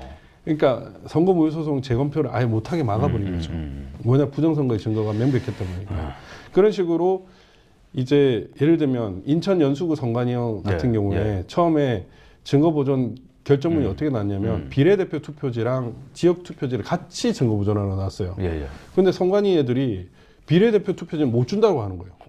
아니, 참. 그래가지고 그 발부한 판사도 같이 왔어요. 예. 증거보존 하려고 할 때. 근데 그 판사 안민영이었습니다. 예. 그 친구가 내놔라 이렇게 얘기했는데 예. 못 준다는 거예요. 이유가 뭡니까? 비례대표 투표제는 못 맞춰놨거든. 그래가지고 내가 어이가 없어가지고 내가 진짜 대한민국 공무원이 판사가 발부한 영장이 있고 그 보전절차 기각 결정문이 있고 그리고 그 판사가 직접 와서 달라고 했는데 안 되는 거예요. 그런데 어떻게 되냐면 그 사무국장이 또 위선에 또 얘기를 했더니 이 판사가 찍 갔다가 그냥 지역구 투표지만 가져가시라 이렇게 된 거예요. 아니 이거야말로 우리 국민들이 알아야 되는 뉴스 아닙니까? 지금 말이 이게? 됩니까? 근데 그게 현실인 거예요. 그러니까 이게 현실이었고 제가 그걸 보면서 우리나라 공무원들의 최고는 아니 지금 선관위 직원이구나. 지금 그 선관위원장으로 있는 노태학 네. 그분도 대법관 시절에 이상한 그렇죠. 판결한 적 있죠. 뭐 한두 개가 아닐 것 같은데 예. 일단은 그 사람은 지금 그 사람이 있을 때 여러 가지 부정선거의 정황들이 나왔기 때문에 그것만 해도 내려와야 되는데 끝까지 안 내려왔잖아요. 그렇죠. 그런 것들이 문제입니다. 노태학이라든지 그 밑에 있는 김일곤인가 저희 상임위원 그 국민의힘 추천이긴 하지만 근데 이번에 임명된 김용빈까지 싹 다 바꿔야 돼요. 그 그래서 노태학 선관위원장이 제가 알기로 대법관 시절에 네. 그 투표 관리관 도장이 없는 것도 유효표 처리하는 사람이라고 잘 알고 있거든요. 그 노태학이가 그때 저 수원에서 그때 황교안 대표가 고함을 질렀습니다. 황교안 전 국무총리가 그 선관위 직원들이 그 투표지에 딱 붙어 있는 거 계속 떨어뜨린 거예요. 계속 떨어뜨린 거예요. 그 노태하가 그 4명이 와가지고는 쳐다도 안 봐. 뒤에 커튼 뒤에 딱 있어가지고 가져가면 이거 유효. 가져가면 이거 유효. 가져가면 얘기 좀 해볼게요. 정말 말도 안 되는 일이에요. 유효. 다 유효. 다 유효. 참. 근데 황교안 대표가 쓱이 나가지고 고함을 질렀습니다. 전직 국무총리가 그 점잖은 분이 고함을 지를 정도로 되게 심했고 그때 오산 투표지였구나. 오산 지역 투표지였는데 그때 저희가 어떻게 했냐면 이런 재검표 받아들일 수 없다 해가지고 소송되는데 전부 다 집단 보이콧을 했습니다. 근데 이런 내막은 싹 다 이제 언론에 안 나오고 언론인들은 그 헤드라인에서 뭐 결국에는 뭐 기각, 네. 뭐 음모론자들의 네, 뭐 이런 네. 시도 이렇게 해버리니까 자기들이 눈이 있으면 거기 안에 들어가서 보면 그냥 말이 안 되는 걸 알게 되는 거죠. 그래서 통상적으로는 판사가 왕입니다. 재판에서는 판사가 왕인데 그 비례대표 투표 같은 경우에는 재검표를 그 증거보전을 8개를 했는데 한 건도 안 깠어요. 왜냐면 비례대표 투표는 길거든요. 그래서 이거를 작업을 제대로 못 해놓으니까 한 건도 못 가게 한 거예요. 근데 그 당시 재판장이 민유숙이었는데 그 사람은 변론 딱 한 번 열고 모두 다 나가버렸습니다. 그냥 재판 안 하겠습니다 이렇게 해가지고 변론 딱 한 번 열고 그 다음에 기각 결정됐어요. 이 정도면은 아예 그 짰다고 볼 수 있는 거죠. 대법관들끼리. 그렇죠. 거대한 카르텔입니다. 그리고 거대한 카르텔이 있다. 민유숙 같은 경우에는 그 밑에 제가 그 재판은 들어가지는 않았지만 그 담당 변호사들이 쌍욕을 했답니다. 재판정에서 한마디도 못하고 도망갔대요. 왜냐하면 자기들이 재판 진행하는 거를 잘못됐다는 걸 알거든요. 그리고 사실 영등포 의 같은 경우에 그때 제가 주 변호사였는데 조재현이가 이제 재검표 담당이었습니다. 그래가지고 조재현 대법관이 사진도 못 찍게 하는 거예요. 사진도. 그래서 제가 그때 엄청나게 뭐라 했습니다. 대법관한테. 그냥 한 10분 정도 연설을 해가지고 당신도 자녀가 있지 않느냐. 손자가 있지 않느냐. 우리나라의 국민들이 저 베네수엘라의 국민들처럼 되기를 원하느냐. 그 나라의 국민들이 어린 아이들이 꿈이 뭔지 아느냐. 그 나라를 탈출하는 것이다. 당신이 그 나라의 우리나라의 국민들이 당신의 손주, 자녀가 그런 꿈을 꾸길 원하느냐. 베네수엘라가 잘못된 것은 그 정부 마두로나 이런 애들이 잘못된 것도 있지만 그 사법부가 부정선거를 용인했기 때문에 그 나라가 망한 거다. 판사의 책임이 크다. 그런데 지금 당신이 하는 행동이 그 베네수엘라 대법관들이 한 행동과 다를 바가 없다. 그걸 막 뭐라 했더니 욕은 하지 않았습니다. 그래도 약간 마음이 동했는지 박주현이만 사진 촬영을 하라 해갖고 제가 찍고 다녔습니다. 그래가지고 그때도 너무 웃겼던 게 각서를 또 쓰라는 거예요. 이거를 다른 데 유포하지 않겠다. 사진을 찍는 의미가 없는데. 그러니까 웃긴 거예요. 그러니까 도대체 사진을 공개를 못하는 이유가 뭡니까? 당당하면은 공개를 할 수 있는데. 그래가지고 제가 이게 소송 과정에서 한 증거를 가지고 이 그 증거 보존 말고 그때 3구 대선 때 인쇄 날인 못하게 하는 거라든지 여러 가지 뭐 잘못된 선거 행정을 하지 못하도록 집행정지할 때 증거 자료를 넣었습니다. 그랬더니 박주현이 각서 쓴 거 위반했다고 그걸 변호사 협회에 징계 청구를 했다니까요. 그래서 제가 그거 1년 동안 방어를 했습니다. 아니 뭐 말로는 맨날 뭐 민주주의, 국민주권 하는데 뭐 이 밀실에서는 국민주권이 막 밟히고 있는 거예요. 이게 너무 심각한 문제인데 그러면은 이 선관위와 이 사법부의 이런 유착 관계를 이제 쭉 저 변호사님이 정말 살아있는 역사 같은데 이걸 쭉 말씀해 주셨는데 물론 이제 앞으로 우리가 더 들을 얘기가 많지만 이제 그다음 차원으로 넘어와서 언론들은 왜 이렇게 이 4년간 이거를 침묵하고 음모론을 매도했는가? 그러면은 변호사님 보시기에는 너무 광범위한 질문이라서 그래도 변호사님께 질문을 하거나 인터뷰를 요청을 한 기자들이 좀 있었습니까? 꽤 있었죠. 조금 전에도 TV조선 기자가 전화 와가지고 변호사님 왜 선관위가 저기 들어간 걸까요? 뭐 이러면서 저한테 아니 그 친구 되게 웃긴 게 그 친구가 원래 TV 탐사보도 7 예. 그거 촬영하던 어. 기자였어요. 그래가지고 2020년 11월 10월경에 예. 저랑 그 친구 말고 또 다른 여기자, 메인 기자, 이 예. 친구 서브 기자 이렇게 예. 해가지고 같이 저랑 한 5시간에 7시간 인터뷰를 했고 예. 그 친구들 자체적으로 한 100시간 이상 조사를 했을 거예요. 예. 그러면은 이미 탐사보도 7이 나오고도 남았을 거고 제가 그 한번 공개를 한 적이 있었는데 그 여자 기자는 변호사님 정말 이해가 안 됩니다. 성관이는 왜 이 거짓말을 많이 할까요? 이러면서 도저히 납득할 수가 없습니다. 예. 네, 뭐 이러면서 저한테 계속 질문을 하고 변호사님 어떻게 참 대단하세요. 뭐 이러면서 얘기를 하시는데 하는데 막 질문을 하다가 보도를 안 하는 거예요. 그래서 제가 기자님 어떻게 하십니까? 라고 이렇게 질문을 했었어요. 예. 예.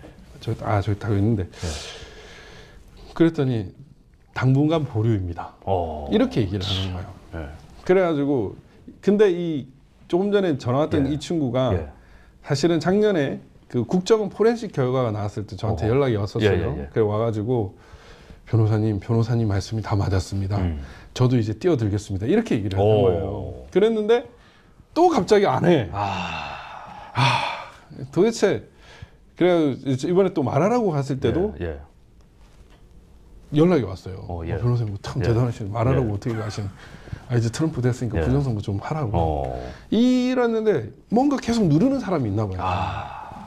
그러니까 언론이 취재를 하는 사람들은 분명히 있습니다. 그런데 그 친구들도 부정선거인 걸 알지만 예.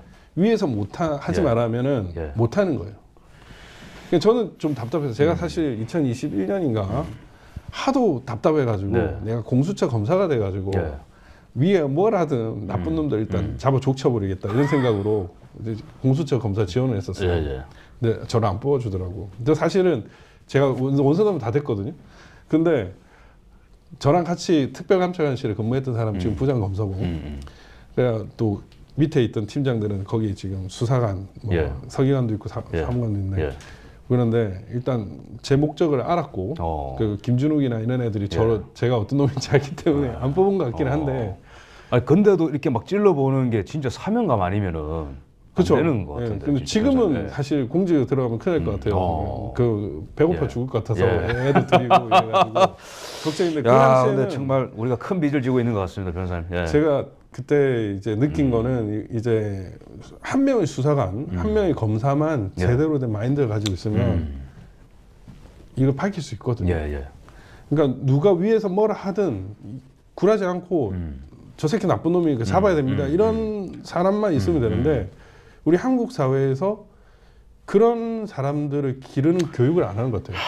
정말 너무 중요한 말씀해 주신데 변호사님 지금 무려 16,000명이 지금 보고 있습니다. 그렇습니까? 그래서 지금 변호사님이 말씀해 주신 거를 잠깐 제가 요약을 하고 그다음 이제 그 얘기를 좀 이어갈 건데 너무 중요한 얘기들이 더 많이 나옵니다. 시청 고정해 주시고 우리가 이 부정선거와의 투쟁을 막 4년간 하시면서 막 소송을 걸어서 사법부와도 막 투쟁을 하고 그다음에 뭐 이제 내가 한번 검사가 돼볼까 해가지고 막 그런 루트도 찾아보시고 기자들한테도 소스 주고 했는데 언론도 안 해. 검찰들도 안 나서 사법부도 막혀. 근데 이게 지금 시사하는 바가 굉장히 큰데 대통령께서 지금 이 그램에도 부정선거 카드를 척결 카드를 꺼낸 거는 어마무시한 세력과 지금 싸우겠다는 겁니다. 그렇죠. 배후에 있는. 그러면은 하나만 더 여쭤보겠습니다. 그럼 국힘은 왜 이렇게까지 이거를 깔아뭉개고 음모론 취급했던 그러고 보십니까? 그 주된 역할하는 놈들이 있었죠. 이준석, 준석이, 하태경. 근데 이번에 이준석, 하태경. 죄송합니다. 그말 진짜 한번 잡아보고 싶은데. 그 잠깐만 지금까지 나온 주적들을 제가 명시하겠습니다. 자, 김명수 대법원장, 천대엽, 조재현, 그다음 또 누구야? 박상환, 노태학, 민경숙, 그다음에 노정희, 소쿠리 사태. 지금 주적 딱딱딱딱 사법부에. 소쿠리 사태가 제가 그때 국민의힘 공명시당 선거위원장이었습니다. 죄송합니다. 민규숙이죠. 민경숙 아닙니다. 민경숙 씨 죄송합니다. 민규숙입니다. 아니 안 그래도 그 소쿠리 투표도 제가 전국적으로 이슈화 시켰죠. 그때 제가 이제 선거 감시를 해야 되기 때문에 선관위에 제가 사표를 냈어요. 사직서를 냈어요. 4.7 보궐선거도 조작이었거든요. 예. 그래가지고 제가 사직서 있는데 그 사직서 뭐라고 썼냐면은 그 바깥에서 투표지를 인원을 체크한 것과 네. 실제 투표 결과가 다르다. 오. 나는 이렇게 선거 의혹이 있는 곳에서 예. 일했다는 것을 예. 쪽팔려서 나는 용납 못한다. 멋있다. 아 진짜 그렇게 썼어요. 그리고 K투표, 그 프로듀스 101 이 투표지 이런 것들 선관위가 하는 건데 부정인 거 밝혀지지 않았냐. 네. 선관위가 깨끗한 기관이 되길 바란다. 나는 사직한다. 이렇게 해가지고 제가 한 2면 정도 해가지고 내고 사직서를 받았습니다. 네. 그리고 나서 제가 그분이 서울시당 위원장일 때 박 변호사가 일단 대선에서 서울시 쪽에 선거 감시를 좀 도와달라 해가지고 예. 제가 그 은평구 선관위에 가가지고 예. 그 촬영을 해서 그때 제 유튜브가 예. 우리 김성현 대표님처럼 인기 있는 유튜브는 아니었지만 그때 200만 뷰가 바로 넘었어요. 오. 한 방에. 그러니까 아쉬웠던 거는 그때 핸드폰 그 배터리가 바로 떨어져가지고 하하. 한 500만 뷰 이렇게 됐을 텐데 오. 그래가지고 이슈가 됐는데 오. 그 문제는 속구리 투표가 본질이 아닙니다. 그 문제는 뭐냐면 이재명으로 기표된 다른 투표지가 여러 장이 다른 데 있어가지고 봉투에 하나 더 있고 배부가 됐다는 거예요. 그래 속구리 이미 투표가 문제가 찍혀진 투표지. 위조 투표지가 배부되었다. 이게 본질이었어요. 맞습니다. 그런데 자기네들도 잘못돼 놓으니까 이거를 예. 그 어떻게든 축소해야 되니까 그게 속구리 투표 사태가 예. 된 거고 예. 제가 그때 그 시장위원장한테 보고를 해가지고 예. 국민의힘 행안위 위원들이 바로 거기 선관위에 가서 항의를 하게 만들고 그때 중앙선관위를 또 갔었죠. 예. 그런 일이었습니다. 그러니까 속구리 투표도 노정이 그거 사퇴했는데 네. 그 본질은 속구리 투표가 아니라 위조 투표입니다. 예. 그러면은 아까 그 국힘 얘기로 돌아와서 네. 감사합니다. 그 이준석, 하태경 이런 말씀하셨는데 네. 그럼 이제 이런 자들은 공범이라고 보세요? 아니면 아무것도 모르고 계속 그냥 뭐 공범이죠. 공범으로? 네. 철저히 그러니까 음모론으로 치부를 하면서 이 논의가 차단되게 만드는 분입니다. 아까 저한테 추천했던 분이 예. 원래는 4.15 총선 때 예. 그 다음에 의총에서 부정선거 얘기를 했는데 그분은 저처럼 강단이 있지 않아서 예. 부정선거 얘기를 했더니 막 이준석 같은 애들이 막 뭘 하니까 아 주연은 안 되겠다. 하하. 그래가지고 참, 제가 예. 참 그분은 그래도 저하고 약속을 하는 게 있어요. 2021년 1월 20일 날 예. 트럼프 대통령이 취임을 하면 예. 국회에서 기자회견, 부정선거 기자회견을 해주기로 약속을 했었습니다. 예, 그런데 트럼프 대통령이 안 돼버려가지고 그때 2명의 위원이 자고 약속했어요. 예. 한 명은 유명한 각상도 위원. 그 사람도 부정선거 인터뷰를 해주겠다고 약속을 했었어요. 근데 안 됐죠. 예. 근데 그 곽상도 의원은 되게 뭐 수상하다고 얘기를 해야 되는 이런지 모르겠지만 재검표 할 때마다 저한테 전화가 왔어요. 어떻게 되고 있노? 아니 이분은 부정선거 얘기를 공표를 안 하면서 왜 재검표할 때 나한테 전화를 하시지? 그 50억 클럽의 곽상도 네, 의원입니다. 네. 그 분이 민정수석을 했고 나름 정보를 많이 취합하는 사람이니까 그리고 이재명이와 관련된 사건 중에 선관위에 뭐 손댈 사람 있나 이런 녹취록도 있었잖아요. 그러니까 뭔가 알고 있는데 침묵을 하는 것 같은 느낌 저는 개인적으로 들었거든요. 예. 그래서 그분도 트럼프가 되면 해줄게. 그러니까 민경우 의원이 되게 열심히 싸우지 않았습니까? 예. 그러니까 민경우 의원도 너무 역극적으로 싸웠을 때 제가 패스트트랙 자유한국당 그 예. 패스트트랙 사건의 제1 변호인이었습니다. 예. 제가 대표 변호인이었고 그 민주당 의원들 제가 고발을 했던 사람인데 위원들이 그때 지금 전현직 위원들 27명 정확히는 보좌진 4명하고 23명이 거기 재판을 받고 있습니다. 그때 민경우 의원이 미국에 가 있을 텐데 민경우 의원이 이제 공화당하고 트럼프하고 이렇게 인연이 있다 보니까 이분들이 민경우하고 부정선거에서 친하면 안 된다 하다가도 미국에서 트럼프하고 되면은 또 손을 대야 되니까 저한테 민경우 어떻게 지내노? 뭐 이렇게 물어보는 거예요. 그러니까 이 참 비겁하다는 생각이 좀 들었어요. 그러니까 이게 적극적으로 막는 무리들이 분명히 있고 이번에 명태균 사태 때 완전히 드러나지 않았습니까? 명태균이가 김종인하고 이준석이랑 친하죠. 그 두 사람이 대표적으로 부정선거를 음모론으로 얘기하는 사람들입니다. 근데 명태균이가 뭘 했습니까? 정당 공천 경선 과정을 조작했다는 거예요. 여론조사를 조작하면 공천을 못 받거든요. 그런 식으로 목줄을 쥐고 있으니까 국힘당에서 아 저렇게 얘기를 하면 공천 못 받는구나 알아서 그 기회주의적인 사람들이 침묵을 했던 것 같아요. 찔리는 공범들은 이미 전적이 있고 네네. 그래서 이거를 누를 수밖에 없고 네. 근데 국힘의 일부는 뭔가 있는 것 같은데 지르기에는 정치적으로 그렇죠. 리스크가 예, 있는 것 예, 같고 예, 예. 이런 것들 때문에 이제 가로막혀 왔던 네. 그렇습니다. 그러면은 너무 중요한 이야기들이 많은데 그러면은 지금 윤석열 대통령이 부정선거를 수사를 제대로 하겠다라고 어떻게 공식적으로 이제 얘기가 나온 건데 네. 그러면은 기존에 있었던 공범자들과 간접적으로 연루된 자들이 다 달려들 겁니다. 네네네. 너 왜 정신 나간 수사를 하고 있냐 이러면서 네네. 음모론자로 몰아갈 네네. 겁니다. 네. 그러면은 이제 이거를 한 방에 누르려면은 뭘 해야 되는가? 대통령께서 조언할 수 있다면 어떤 조언을 해드리겠습니까? 제가 사실 예. 오늘 장관 2명한테 문자를 하나 보냈습니다. KBS에서 웨더 카르텔 당신의 한 표가 위험하다라는 부정선거 다큐멘터리를 틀어줘 버리면 됩니다. KBS에서. 네. 그거에 나름 잘 정리가 돼 있거든요. 공중파에서 대한민국의 이런 부정선거의 증거들 그것도 아주 일부에 지나지 않습니다. 그 일부에 지나지 않지만 이런 일들이 있었다라는 거를 공중에 때려버리면 되는 거예요. 아니 윤석열 대통령이 그 내용을 그대로 발표해도 됩니다. 박주현이 얘기하면은 막 이러면 대통령실에서 부정선거의 증거들 네. 그동안 저희가 증거로 제출했던 그것만 말을 해도 네. 사실은 하고도 넘치죠. 기존에 있는 것들만 딱 엑기스만 뽑아서 직접 발표하고 또 그 다음에 KBS를 통해서 방송국에 싹 전국민 대상으로 그렇죠. 정말 지금 중요한 그 지점을 역사적인 지점을 지금 지나고 있는 것 같은데 그러면은 이거는 어디까지 아직은 추측이 좀 들어간 거겠지만 지금 뭐 사법부 나왔고 다 나왔는데 변호사님 보시기에 뭔가 이 뒤를 파주는 뭔가 거대한 세력이 있는 것 같다라는 느낌을 가지셨어요. 있다면 그게 어떤 집단 같습니까? 중국 공산당입니까? 뭐 북한입니까? 뭡니까? 중국 공산당이 메인인 거죠. 제가 강큰 이야기라는 걸 촬영을 하면서 가볍게 그냥 이렇게 그것도 얘기를 다큐멘터리죠. 했는데, 그 촬영한 친구들이 저는 그냥 이렇게 그냥 편안하게 얘기를 했어요. 공식 촬영도 아니었고. 그 친구들 다 저랑 아는 친구들입니다. 아 그래요? 예. 저 그라운드 초기 멤버들입니다. 대단하더라고요. 아니야, 나 정말 강큰 이야기 다시 찍고 싶은 게 저는 젊은 친구들이 뭐 그냥 한번 오라고 해가지고 그때 강큰 이야기 찍은 거 준비 하나도 안 하고. 근데 내용이 나온 거 보니까 완전 프로들인 거예요.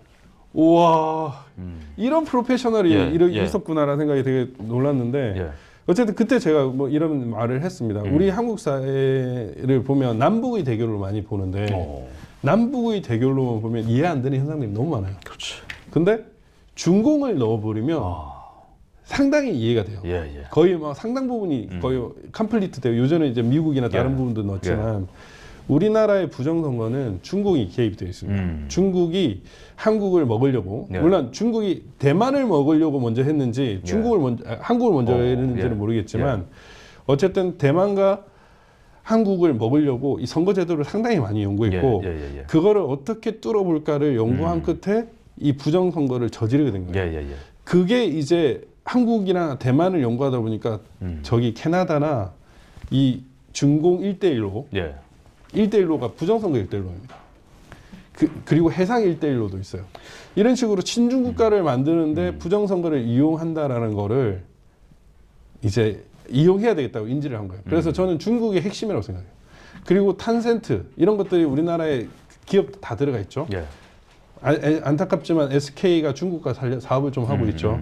이런 우리나라의 주요 정보들을 가지고 있는 기관 LG U+도 마찬가지고 이런 쪽을 걔들은 이용을 해서 부정선거를 대놓고 저지르고 있다. 저는 그렇게 보고 있습니다. 실제로 중국의 확장 그 1대1로 확장 가운데에 있는 2014년부터 2020년까지 실제로 보면은 키르기스스탄도 부정선거, 뭐 아프리카 말라위, 또 벨라루스도 이제 그런 논쟁이 있고 조금만 기자들이 관심을 가지면은 사실 중국의 팽창과 함께 갑자기 전 세계 부정선거 사례가 막 나옵니다. 그렇죠.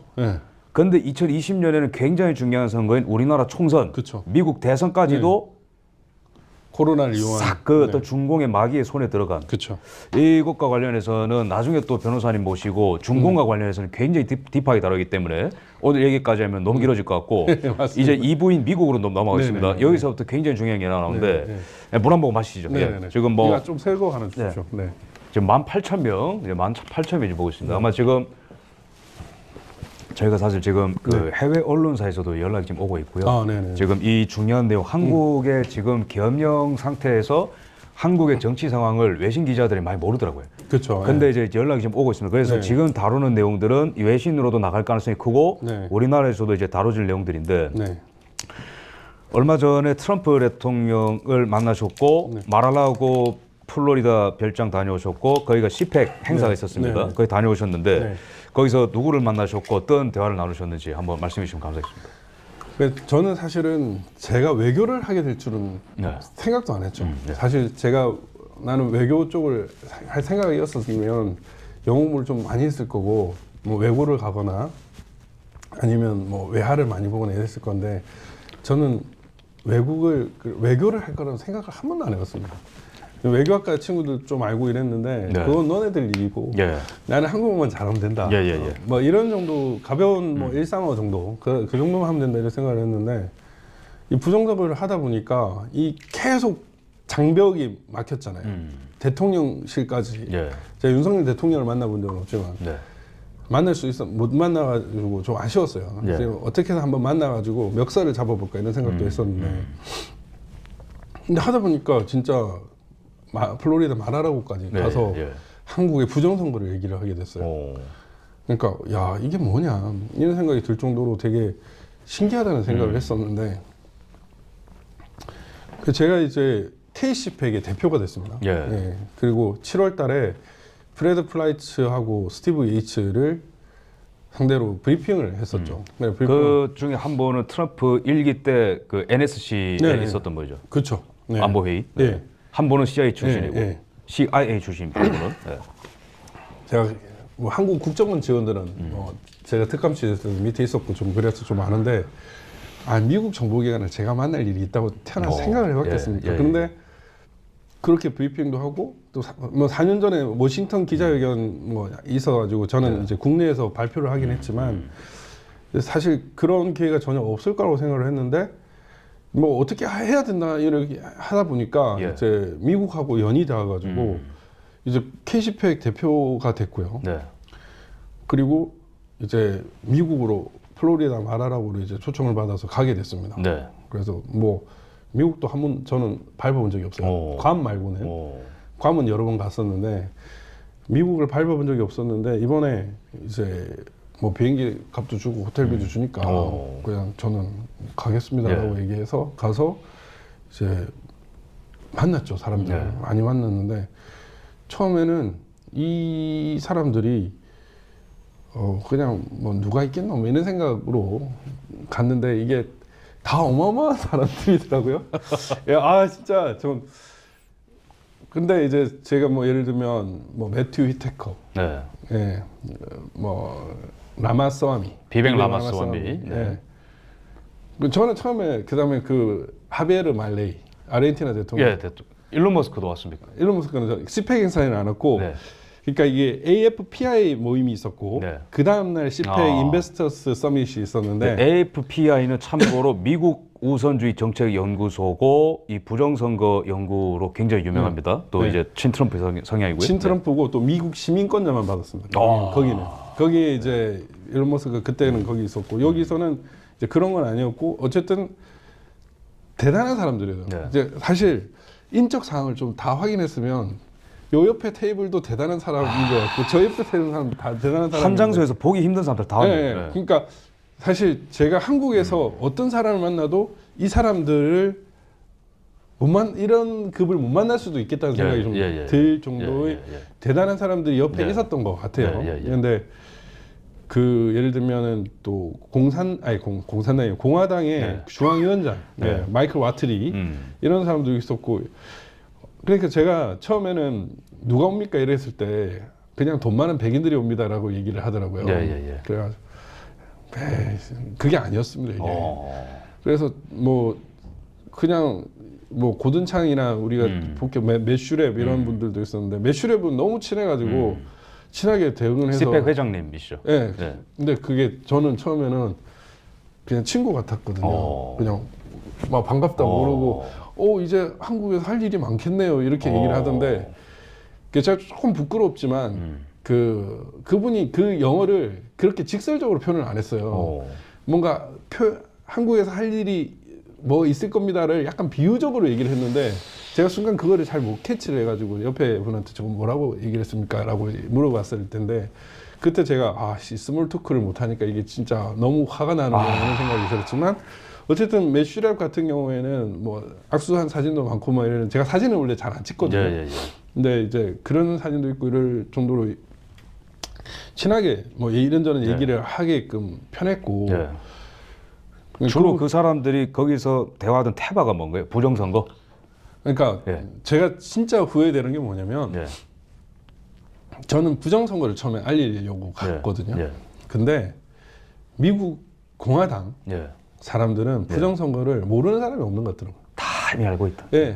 부정선거를 설명할 필요가 없는 거예요. 이건 그냥 사실이다. 이제는 그 척결한 것만 남았다. 그러니까 이제 사실 제가 이번에 가가지고 노래를 3개를 감동 깊게 들어가지고 비행기 탈 때마다 하고 하루에 2시간 이상 들었는데 가드 브레스 더 USA 그 다음에 스타 스팽글드 배너 그 다음에 트럼프 원 근데 이제 뭐 트럼프 대통령이 올 때는 가드 브레스 더 USA가 들리고 이제 10회 행사를 3번을 했는데 처음 할 때 뭘 하냐면은 애국가를 부르더라고요. 스타 스팽글드 배너 되게 좋더라고 그게. 마지막에 그 문구가 저는 완전히 심장에 꽂혔습니다. 사실 미국 애국가를 들 기회가 있지만 피피께 안 듣잖아요. 근데 The Land of the Free 할 때 그 다음에 And the Home of the Brave 이러는데 이 사람들이 그럼에도 불구하고 부정선거를 이기고 트럼프가 대통령이 됐구나라는 걸 확 느꼈어요. 자유의 땅, 용감한 자들의 고향. 그러니까 이 자유를 위해서 싸우는 용사들이 결국에는 이제 부정선거를 이기고 조금 결집한 거래요. 그러니까 와 그런 게 감동이 확 느껴지는데 그걸 불렀던 가수가 또 그 다음에는 트럼프 원을 부른 거예요. 나타샤 오웬이더라고. 트럼프 원 and you know it. We know it. 트럼프 원 이겼다. You know, I know, you know, they know, everybody know. 와, 그거를 부정선거의 증거들을 탁탁탁 보여주면서 증거들을 막 보여줘요? 뮤직비디오에 있어요. 뮤직비디오에? 트럼프 의원이 있어요. 그래가지고 그걸 또 열심히 봤지. 그래 우리 아들도 그걸 따라 불러요. 트럼프 and you know 이러면서. 아니 그거를 공화당 행사에서 애국가 다음에 부르는데 부정선거를 모를 수가 있겠습니까? 여기서 중요한 거는 2024년 이긴 것도 포함되지만 2020년에도 이겼다입니다. 포인트가. 이번에 이긴 건 이긴 거고 4년 전에도 이겼다 그 메시지인 거예요. 제가 그걸 딱 보면서 미국이란 나라는 정말 다르구나. 그래서 제가 이제 이런저런 얘기를 하다 보니까 부정선거를 알릴 필요는 없겠더라고요. 한국에도 당신네처럼 부정선거가 있었다. 다만 한국의 부정선거는 중국에 의한 부정선거다. Chinese and pro-China. China and pro-China가 한국의 부정선거를 주관했고 이놈들이 지금 대한민국을 먹고 있다. 그래서 얘들을 없애야 된다. 그래서 솔직히 이렇게 얘기했어요. Push President Yoon to investigate Korean election fraud. 윤석열 대통령을 하도록 수사를 좀 하도록 해달라. 그 얘기를 했어요. 제가 윤 대통령 수사 좀 해서 이렇게 못했는데 제가 그렇게 얘기를 했어요. 그래서 솔직히 매튜 위테커는 저를 꼭 안아주더라고요. 근데 저는 사실 처음에 매튜 위테커가 머리 빡빡하게 막 그 무대에서 막 이렇게 하더라고. 그래서 절만은 공연을 위한 연예인인가 이런 생각을 했었어요. 처음에. 근데 일기 법무부 장관 대행을 했더라고. 문화가 좀 달라요. 거기는 막 이렇게 신나게 춤도 추고 법무부 장관 했었는데. 그래. 트럼프 일기 법무부 장관. 대행. 뭐 예를 들면 우리 뭐 황교안 법무부 장관 이렇게. 그 한동훈이 맨날 폰만 잡잖아요. 제가 뭐 제 가발도 좀 써야 되고. 그런데 어쨌든 막 이렇게 하는데. 문화가 다른가? 이런 뭔가 생각이... 이 변호사님의 그 말만 들어도 다 공감하는 거예요. 너 얼마나 힘든 싸움을 하는지 다 알고 공감해주고. 그래서 근데 제가 딱 한국 오니까 매튜 위테커가 나토 대사가 됐더라고. 야, 맞네. 아니, 나토 그래. 대사 됐네. 아 그래 나토 대사면 지금 제일 중요한 거 아니에요? 그럼요. 와, 우크라이나 러브 전쟁에서 나토 대사가 제일 예. 핵심 역할이고 예. 그 트럼프 대통령이 전쟁 종결시켜버리겠다 할 때 제일 그 사람이 저한테 도와주겠다고 했어요. 그래, 오씨. 그런 사람하고 내가 얘기했단 말이야. 그러니까 전 조금 후회가 돼요. 사실은 많이 후회되고 내가 진짜 영어 공부 좀 저 사실 요즘에 우리 꼬맹이들하고 영어 공부를 같이 하고 있습니다. 우리 꼬맹이들이 우리 와이프가 영어 유치원에 안 보내겠지만 자기가 이제 우리 와이프는 뉴욕에 어학연수도 갔다 왔거든요. 근데 와이프는 이제 베이징 대를 나왔습니다. 중국어 잘하고 영어를 좀 잘하는데 저는 둘 다 못합니다. 근데 아들하고 딸하고 같이 이제 애니메이션 영어로 듣고 이렇게 하고 있는데 아무튼 거기서 더 막 적극적으로 많이 이제 말씀하고 싶은데 아직 아쉬움이 있다는 이제 말씀이시고. 그렇죠. 사실은 그 친해지거나 어떤 긴밀한 유대 관계를 형성하기 위해서는 엄숙하게 대화하는 것만으로는 좀 부족하거든요. 맞습니다.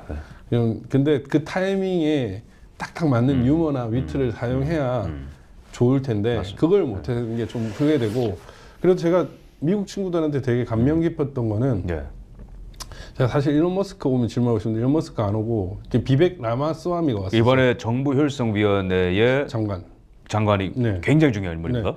근데 사실 부끄럽지만 저는 비벡 라마스와미 얼굴을 보고 왜 인도 애가 저기 있지라고 처음에 생각을 했었어요. 그래가지고 뭐지 이렇게 하고 열심히 연설을 잘하는 것 같은데 이렇게 생각을 했는데 제 비벡 라마스와미라고 정부 효율성 장관이라고 하고 박 변호사 좀 질문할 거 없어 이러는 당연히 저는 그런데 쫄지는 않습니다. 그래 당연히 있죠 이러면서 그 질문을 했었습니다. 그래가지고 이제 그 정부 효율성이니까 정부 부정성 때문에 갔으니까 그 라마스와미한테 정부 효율성 장관 되는 걸 축하한다. 그리고 그 정부 효율을 강화하려면은 정권 교체가 안 돼야 되지 않나.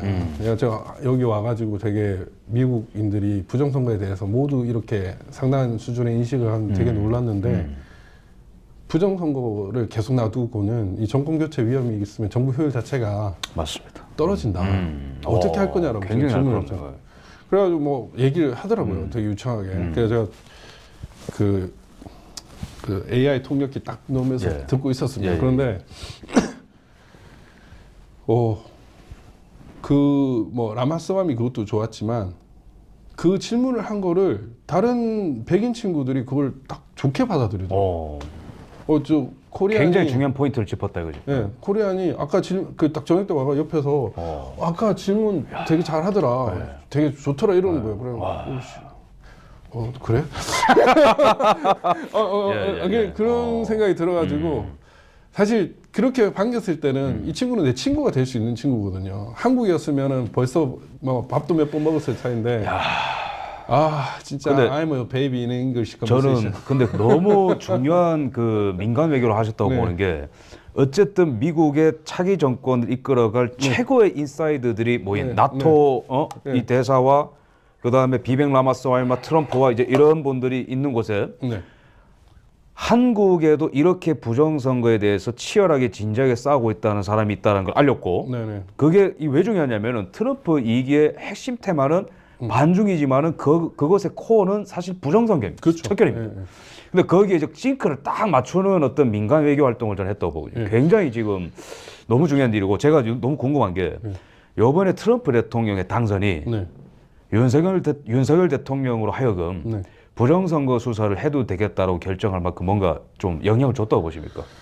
저는 관련성이 있다고 생각해요. 관련성이 있다. 왜냐하면 이해할 수 없는 이유로 대통령이 소극적이라는 생각이 들었거든요.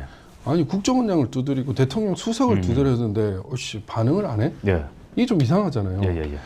윤 대통령이 뭐 약점 잡힌 게 있거나 아니면 더 큰 힘 뭘까? 바이든. 그 정상회담 많이 했잖아요.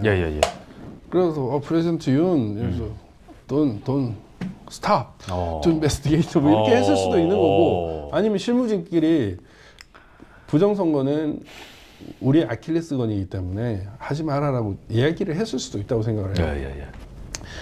근데 이제 트럼프하고 친해지려면 네. 부정선거를 얘기 안 하면 안 되죠. 그렇죠. 왜냐하면 대한민국이 부정선거 이겼었다는 보고를 곳곳에서 재놨는데 절만은 바이든 같은 놈이다?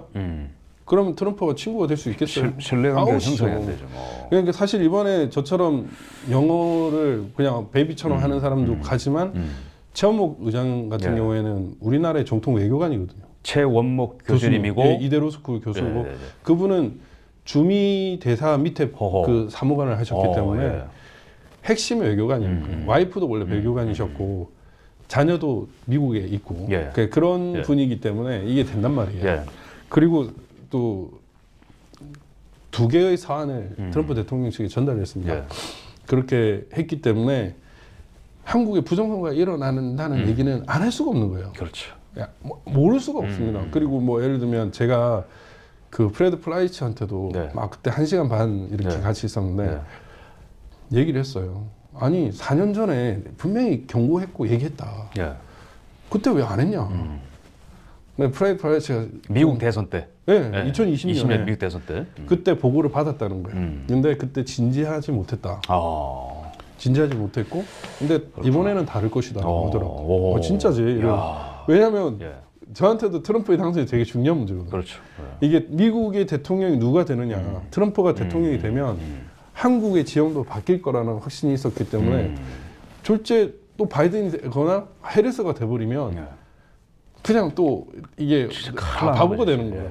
그래서 마치 이렇게 얘기를 했었어요. 그래가지고 아무튼 이번엔 다를 거는 다른 결과가 나왔었습니다. 그런 식으로 어쨌든 트럼프 대통령이 부정선거를 키로 생각하고 있고 이 부정선거가 결국에는 우리만의 문제가 아니라 맞습니다.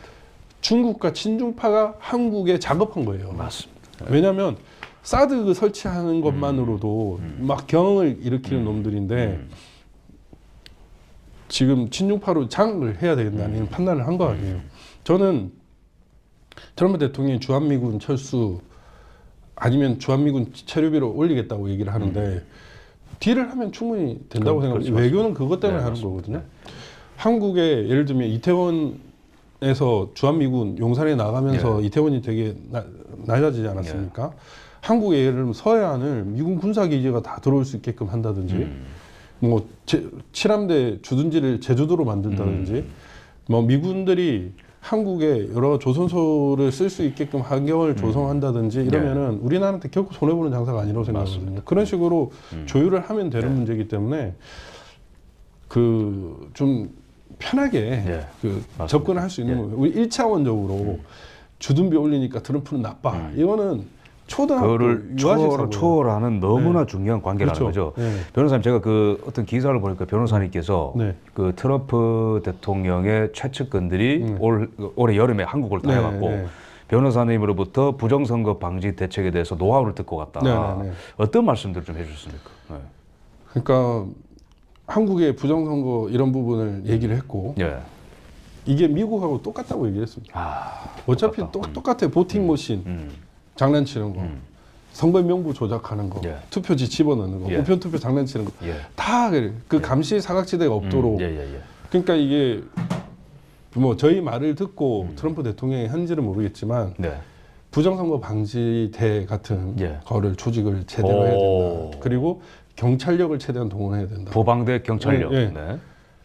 그런데 트럼프 대통령은 이번에 갔더니 바로 6,500명의 변호사를 조직했다라고 얘기를 하더라고요. 그러면서 그걸 자연스럽게 얘기를 하면서 이번 선거도 부정선거였지만은 이겼다라고 얘기를 하면서 그 공화당 중앙위원장인 마이클 와틀리를 이렇게 인사를 시키면서 뭐 노스캐롤라이나 담당이면서 전체 총괄을 한 것 같은데 와틀리가 와 저랬구나라는 생각이. 이 정도면 트럼프 대통령이 한턱 쏴야 되는 거 아닙니까, 변호사님한테? 근데 맥도날드의 콜라. 그거는 좋죠. 근데 물론 저 때문에 된 건 아니겠죠. 그러니까 사실 제가 미국에 가기 전만 해도 좀 공로가 있지 않을까 이런 생각도 했었지만 제가 이번에 미국 가서 느낀 거는 미국인들은 자기들의 문제점에 대해서 솔직하게 지적을 하고 이걸 어떻게 개선해야 되는 거를 철두철미하게 하는 거예요. 거기에 돈도 많이 넣고. 저는 진짜 빌리오네어들이 1억 4천만 불이었나요? 그 부정선거나 이런 방지를 위해서 냈다고 하잖아요. 그것만 있는 게 아니겠죠. 훨씬 더 많은 걸 했는데 우리나라 같은 경우에는 부정선거 방지를 위해서 뛰는 변호사 거의 없어요. 이게 안 되거든요. 그러니까 와 이런 문화의 차이나 분단의 차이나 6,500명의 변호사들이 있으면은 그다음에 이번에 소송에서도 120건 넘는 소송을 했다고 하잖아요. 그러니까 와 이거를 할 정도로 철두철미하게 계획을 했구나. 그러니까 지금 제가 미국 갔다 와서 조금 다시 살펴보니까 와틀리하고 라라 트럼프하고 같이 이전부터 선거의 무결성 관련해서 뭐 세미나나 이런 거를 했고 조직을 했고 그 변호사도 모집을 하면서 대응 전략을 계속 해왔더라고요. 그러니까 그런 걸 보면 우리 한국에선 저 같은 경우에 국민의힘에 엄청나게 얘기했고 대통령실에 얘기했고 심지어 대통령실에 보고서도 써서 냈습니다. 그 장관급 뭐 장관보다 높을 수 있습니다. 그분하고 같이 보고서를 썼고 부정선거를 방지하려면 이렇게 해야 된다고 보고서를 냈는데 그리고 그분이 직접 윤 대통령을 만나서 확인까지 했었습니다. 그래가지고 이거냐 이러고 이거다. 근데 윤 대통령이 선관위가 말을 안 듣습니다. 이렇게 얘기를 해요. 아니 말을 안 들으면 듣게 하든가 수사를 해야 되는데 되게 불만이 생겼었어요. 그 당시에는.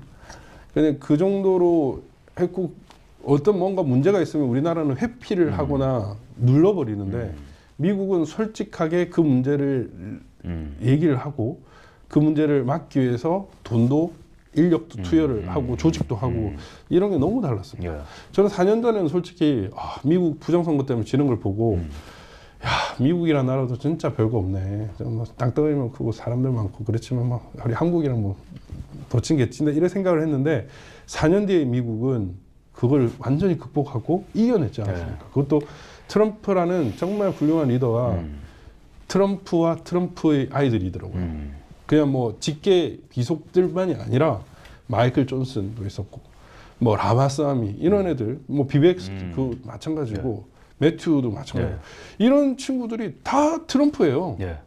그러니까 이제 그 막 말과 행동이 따로 놀지 않고 트럼프가 던지는 슬로건들과 그 가치들을 그냥 다 복사해서 그럼 이제는 좀 마치는 시간을 좀 가져야 될 것 같은데 이 리더십에 대해서 미국은 어떻게 이겼는가 굉장히 중요합니다. 리더십. 일관되게 진정성을 갖고 계속 밀어붙이는 리더십. 그 다음에 자본가들의 도움, 그 다음에 변호인단의 도움, 감시원들의 합류, 그 다음에 어떤 이 수많은 사람들의 합류 이런 것들이 총체적으로 맞물렸는데 우리나라도 이제부터 진정한 싸움이 시작이 될 건데 이런 것들을 갖추기 위해서 열심히 이제 그 변호사님이랑 제가 좀 뛰어야 될 것 같습니다. 그러면 마지막으로 변호사님 지금 예정돼 있는 이 CPEC과 K-CPEC 이 일정 2월 3월 요거에 대해서 중요한 일정 좀 말씀해 주시고 오늘 방송 마치도록 하겠습니다. 원래 12월 5일에도 CPEC 재팬이 있습니다. 그리고 이번에 하비에르 말레이 아르헨티나 대통령이 왔어요. 아르헨티나 대통령이 와가지고 하비에르 말레이는 그 에이펙을 제끼고 트럼프 만들었어요. 그 정도로 여기에 더 가치를 부여했고 그리고 처음으로 12월 4일 이제 끝났을 건데 지금 하고 있을 줄 몰라요. CPEC 아르헨티나 열립니다. 처음으로. 거기에 이제 보나소루 맞죠? 그 브라질 대통령도 오고. 볼소나로 대통령. 보소나로. 헷갈리더라고요. 이름이 좀 어렵죠. 그래서 그 사람들이 이제 남미의 어떤 민주주의, 친미 국가화를 어떻게 만들 그런 고민을 할 정도로 있고. 근데 제가 이제 지금 선거무효 소송 일자가 좀 잡혀가지고 12월 17일 재패는 못 갈 것 같은데 혹시 갈 수 있으면 가시면 좋을 것 같고 2월 달에 이제 CPEC이 본행사가 열립니다. 3박 4일 동안 워싱턴에서 열리는데 그때도 엄청나게 올 겁니다. 이때는 이제 인수위가 아닌 대통령과 마지막 날에 트럼프 대통령이 오고 그 전에도 뭐 장관들이나 뭐 그 만나는 사람들이 다 그런 사람들이더라고요. 그래서 그런 사람들과 쉽게 유대관계를 형성할 수 있는 그런 기회가 될 수 있을 것 같고 그때 뭐 한국의 여러 문제점을 해결할 수도 있을 것 같고 또 그 당시에 있는 문제들을 지금 그 또 발생한 문제들을 또 해결할 수 있는 그런 접점이 될 수 있을 것 같아서 아주 좋은 민간 외교도 될 수 있을 것 같다는 생각이 듭니다. 2월 CPEC 중요한 민간 외교의 장. 그리고 3월 CPEC, 3월 K CPEC이 열립니다. 3월에는 이제 K CPEC 열리는데 우리 김선희 대표님도 같이 참여해 주시고 그때도 이제 미국 뭐 매슈라를 비롯해서 뭐 미국 행정부의 뭐 장관급이 올 수도 있고 그렇게 될 것 같은데 그때 또 여러 얘기들을 할 수 있으면 좋을 것 같습니다. 지금 윤 대통령이 비상계엄을 때리면서 부정선거 문제를 이슈로 올렸기 때문에 예. K10팩은 사실 그때 부정선거 이슈를 메인으로 하려고 했는데 그때 이슈가 없어졌으면 좋겠어요. 새로운 이슈가 나왔으면 그때 좋겠는데 안에 끝나야죠. 예. 단칼에 뽑아야죠. 저는 트럼프 대통령이 한국을 되게 주목할 수 있을 거라고 생각합니다. 왜냐하면 부정선거 문제 아까 말했던 그걸 극복하는 테스트 베더라고 하면 저는 윤석열 대통령 만나볼 것 같거든요. 너 어떻게 했어? 이러면서. 야. 근데 지금은 솔직히 약간 왕따 느낌이에요. 왜냐하면 주니어 트럼프 왔을 때 비공식적으로 제가 들었지만 팩트 체크는 안 했지만 윤 대통령 만나자고 했는데 거부했다고. 그럼 내 아들을 왜 거부해? 이런 생각이 들 거 아니에요. 그러니까 외교적으로 되게 낮은 점수를 받을 거고 그 트럼프 대통령은 그런 부분이 또 좀 명확한 사람이니까 오히려 되게 불리한 상황인데 그 윤 대통령이 골프 연습만 할 게 아니라 그 부정선거 이 부분을 완전 전면 이슈로 떠올라서 한국에서 부정선거 때문에 비상계엄을 했다? 나 그거 좀 참고해봐야 되겠네. 예. 장관이나 비서실장이나 뭐 이런 애들 FBI야 캐시바텔 가봐. 네가 가봐. 이렇게 해줄 수 있는 거예요. 그렇게 되면 우와 한국이 미국과 되게 친할 수 있는 접점이 형성될 수 있거든요. 그러면서 우리 노하우도 좀 알려주고 주둔비 조금 깎아주든지 아니면 외교 협상 좀 합시다. 이렇게 할 수 있을 것 같아요. 네, 감사합니다. 지금 너무 중요한 말씀해 주셨고 네. 지금 윤석열 대통령이 2년간 이 부정선거에 대해서 어떤 입장을 가졌는가는 앞으로 이제 더 윤곽이 드러날 겁니다. 정말 이 바이든과 저 엄청난 세력 때문에 알고도 이거를 홀드할 수밖에 없었는지 타이밍을 보고 있었는지 이제 앞으로 이제 진상이 드러날 건데 중요한 거는 지금부터 우리가 어떻게 싸우냐는 거예요. 아브라함 링컨이 말했던 것처럼 elections belong to the people이라고 표현을 썼어요. 선거는 국민의 것이다. 무슨 말이냐면 국민이 싸워야 되고 국민이 감시해야 되고 국민이 이길 때까지 이거의 공정성과 투명성과 완전성을 위해서 싸워야 된다는 거예요. 이승만 대통령은 불의를 보고도 일어나지 않는 백성들은 죽은 백성이랬습니다.